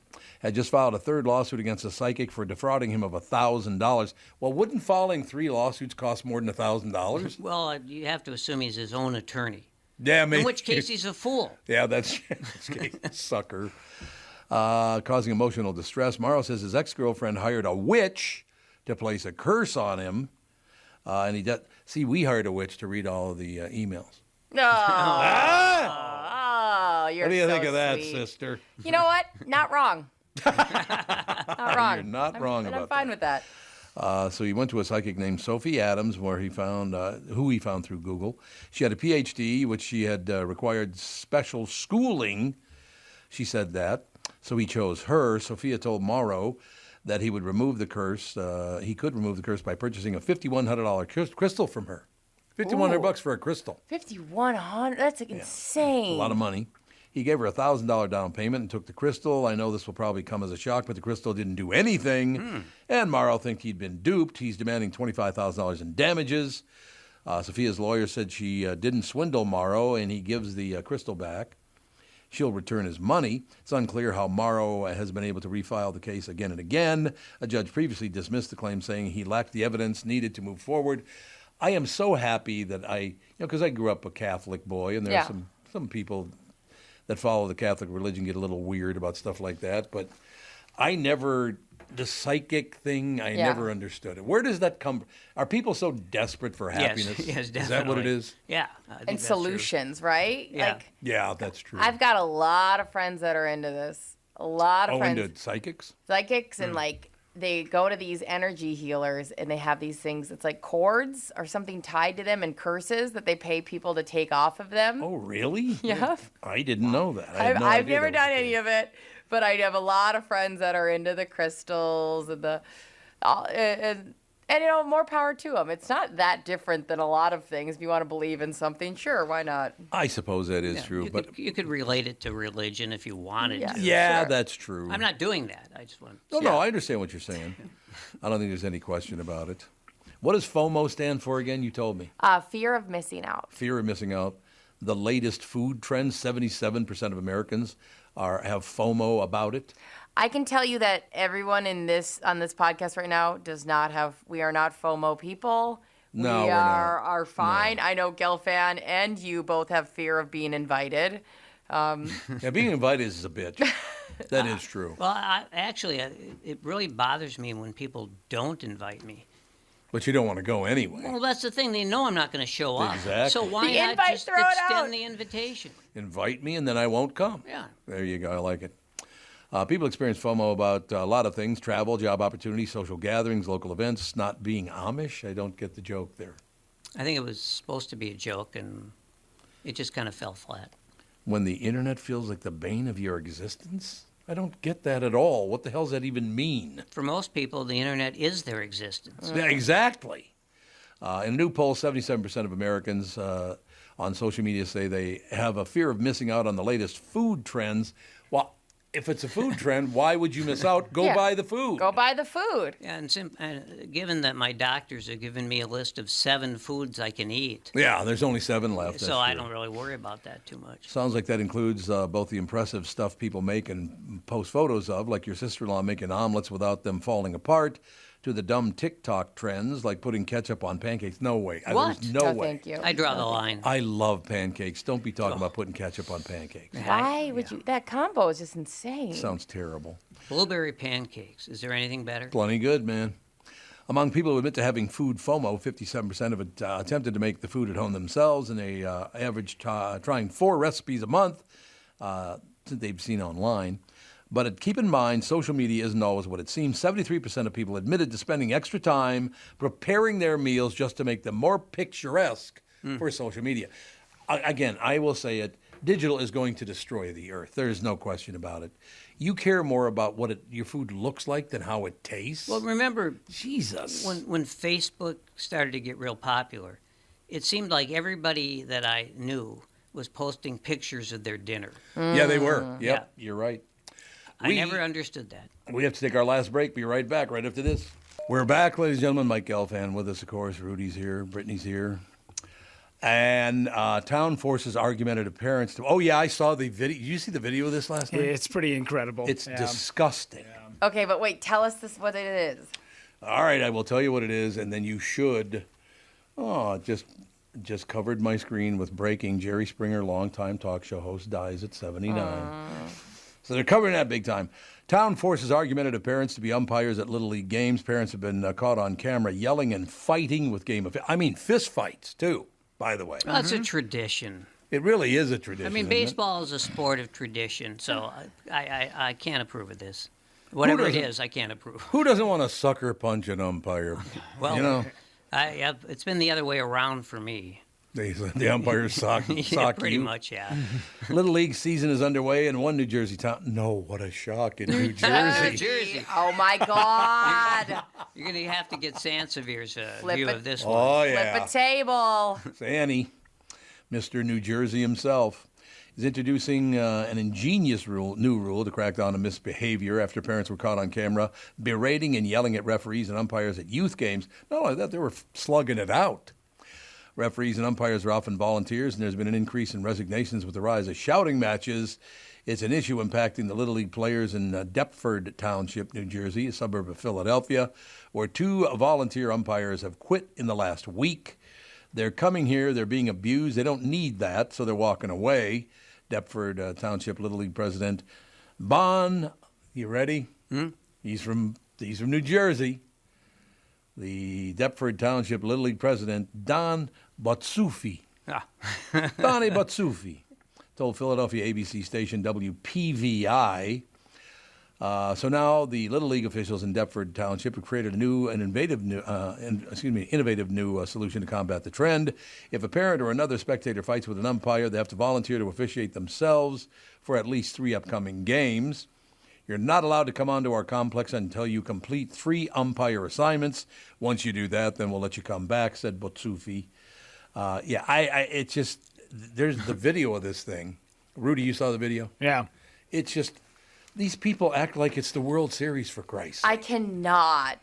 I would be mortified if anybody I knew or what I don't even know how I'd react. Yeah, if they want to take it a little step further to really keep parents in line, your kid can't come back for 3 days. Oh, no. Could you imagine? Yeah, that would be a little unfair, but... Well, still, they would keep parents in line because parents thrive on having their children participate in sports. Yeah, and it's the time away from the house, all the things. However, I have a different perspective Of here. course you do. As a Little League coach for many, many, many years, the only thing that I'm really known for, besides, of course, many first-place trophies, of course, is the fact that I was once kicked out of a game by the umpire. So that's people say, "Oh, Gelfand got kicked out of the game," and I turned it into sort of a joke. I hid behind trees and stayed to watch the game. So what's wrong with that? Nothing. The kids were just cracked up. They loved it, And that's the thing you want to do as a coach. You just want to let your kids have a lot of fun because not only is that what it's all about, but they play better when they're having fun. A lot of coaches have never realized that. Coaches will sit there and they yell, "Concentrate, Billy!" No, you don't say that. You distract them. You don't go with that. So this umpire happened to make 3 ruling mistakes on one play. And so I was a little upset. Right. And I tried to explain to him what the rule was for the infield fly rule. It's a rule that a lot of people don't understand. Right. But to make 3 mistakes on one play is, and I just said, I came up to him. I said, you're probably going to be in the Cooperstown Hall of Fame for stupid umpires. He liked that. I said, no one's ever done this before. It's almost impossible to make 3 mistakes on one play, but you've done it. Yeah, I'd have to agree with you. 3 mistakes on one play is a little difficult to do. There were 3 elements to the infield fly rule, and he blew all of them. How? So he just thought He didn't know the rule. He didn't know anything about umpiring, but he thought he'd volunteer anyway. Well, no, he wasn't volunteering. He was getting paid. Oh, he's getting paid. If he was volunteering, it would have been another matter. I wouldn't have said much. Well, yeah, I would have. But he was getting paid. And was that bad? Yeah, they were getting like $60 a game. Jesus. There's a great video of an umpire at a Little League game who's about 5'4", smaller guy, and there's parents just giving him the business. And finally, at some point, one mom yells, "Are you just upset that the players are taller than you are?" Oh, God. And the ump takes his mask off and he looks. He goes, "Which one's your kid?" And she goes, "What?" He said, "Which one's your kid?" And one of the parents went, "That's him over there." He was the kid like on deck. And he went, "You're out." And kicked him out of the game. Parents went bananas. He was like, "I don't care. Get out. Your mom's a total bitch. She can leave. You and your kid, get out of here." Kicked him out. It was awesome. It's so been, because if there's no consequences, we talk about this all the time. Well, it's like, and I get it. Yeah, it sucks for the kid. But at least the kid is also going to be saying, "Knock it off." Yeah. Like you need, there just needs to be, That or the kid might attack the umpire someday. So there are various possibilities here. This is true. There was a woman who used to harass me. She would sit right behind the screen behind home plate. And harass you? She had a chair she sat on. And she would all through the game, she'd say, "Gelfand, how can you do that to your kids?" Jesus. Yeah. So she was a smoker. Heavy smoker. So one day I'm going out. I know Gelfand's I'm going out impressions. to the mound and I'm having a chat with my pitcher. Nice chat. "You're doing okay there. Just keep it up, Derek. Nothing to worry about. This umpire's not, he's not really doesn't have much of a strike zone at all. But you're doing fine. We'll win this game. Go for it. That kind of thing. And then I walk back to Gelfand, what are you doing out there? And I just everyone's looking at me now, right, as I'm walking back. And I just walk straight back to the screen there, and I say to her, have you ever considered maybe switching to a filtered cigarette? You had the Pall Mall straights going, did she? Oh, yeah. There you go. Boy, I remember my old man used to hit the Pall Mall straights. My mother did. Died at 60. Yeah. So there you go. My father was probably about 5'7", 5'6", something like that, weighed about 120 pounds. He must have smoked 4 or 5 packs of cigarettes a day. So did he, when your mother married him, was that before his mental illness showed up? Yes. It must have been. It had to be, right? I think the problem is, and it's not been good for me, that his mental illness only showed up after I was born. Oh, so, Yeah. What does that tell you? Well, that's what I was wondering, if it was like one of those schizophrenic things that comes on when someone's in maybe their late teens, early 20s. Yeah, let's see. When I was born, my father was 35. Oh, okay. So, no, it wasn't that then. But, I wasn't around before, so I don't really know. Yeah, that's true. Yeah. I mean, he was mentally ill the whole time after I was born. Once I realized what was going on, he already had big problems. Yeah, I just wondered if that was one of those things. Because we talked about that syndrome one time. Yeah, we did, yeah. And I got to thinking, and I wondered if that was the case with your dad. The only thing I can say about my father and all that stuff, and it was unfortunate, and by the way, it feeds into the whole thing, and Mike will tell you that's true.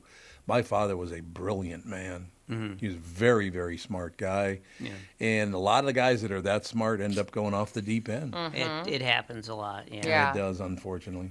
Like Brittany, any minute might just go off the deep end. I was she's just going to so intelligent. You're so over the top intelligent. Thank you. I did accidentally hit my face on the door on the way out of here when I was going to the bathroom. So that's it. You didn't really, did you? Just a little. I thought I had the handle, and I walked, and I just did a little hiccup. So there's that. You're gonna have to hand over your Mensa card now. Thank you. I was hoping it was heavy in my pocket. She came 1 quart short of spilling a gallon of coffee over there yesterday.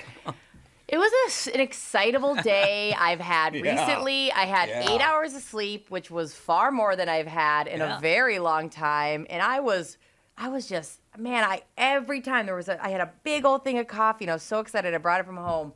Boom, boom, just, it was bad. Well, I'm not surprised to hear about the sleep, because you are looking especially ravishing Thank today. you. Oh, geez. I've had now 3 full nights of her sleeping for 8 hours. Yes.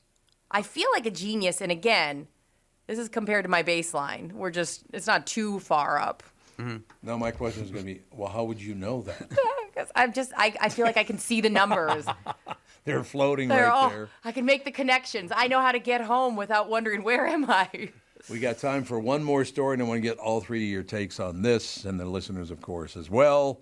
A Georgia man has been charged after blocking the path of a school bus and demanding the name and address of a child who he claims flipped his wife off from the bus. The whole ordeal lasted about 30 minutes. Here are 2 mothers of kids on the bus, April Baker and Scarlett Rutherford, talking about what they witnessed during the situation. 55-year-old Roger O'Neill Barrett was arrested and charged with disruption or interference with operation of public schools. He was charged with interference with operation of public schools? Well, if you can't get the kids there. No, I suppose, that's right. So do you think the kid flipped off his wife? Why else would he do that? I hope he did. I hope he did. This guy sounds like such an a-hole, and I bet his wife is just a pill. So I hope he did.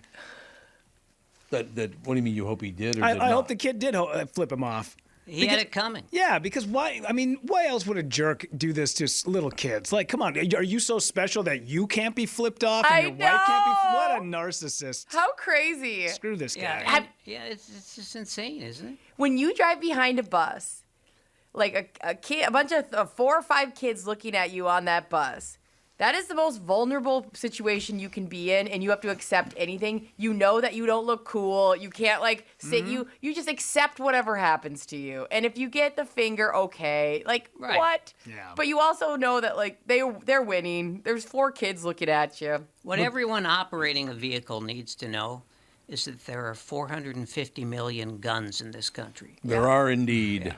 That's a lot for only 8.5 billion people in the world. Yeah, well, and most of ours are. How many people live in America the now? world now, don't we, in guns? Oh, do we now? Per capita? Maybe not. I don't know. We're close if we're not there. That I don't know what that situation is, but what's the population of America now? Like 270 million or something, or what is it? I think 350. Yeah, I think we're around 350 million. Oh, it's 350 now. Yeah. Okay, God, I haven't checked in a while. Apparently, I haven't checked the population in a while. About 30 years. That probably has been 30 years since it was at 270, but although of course it was, the population really swelled, of course, during the late 40s, early 50s. That's true. When all the boomers, when we were born, got back from World War II. Here. Yeah, got back from World War II, and there was a lot of stupping going on.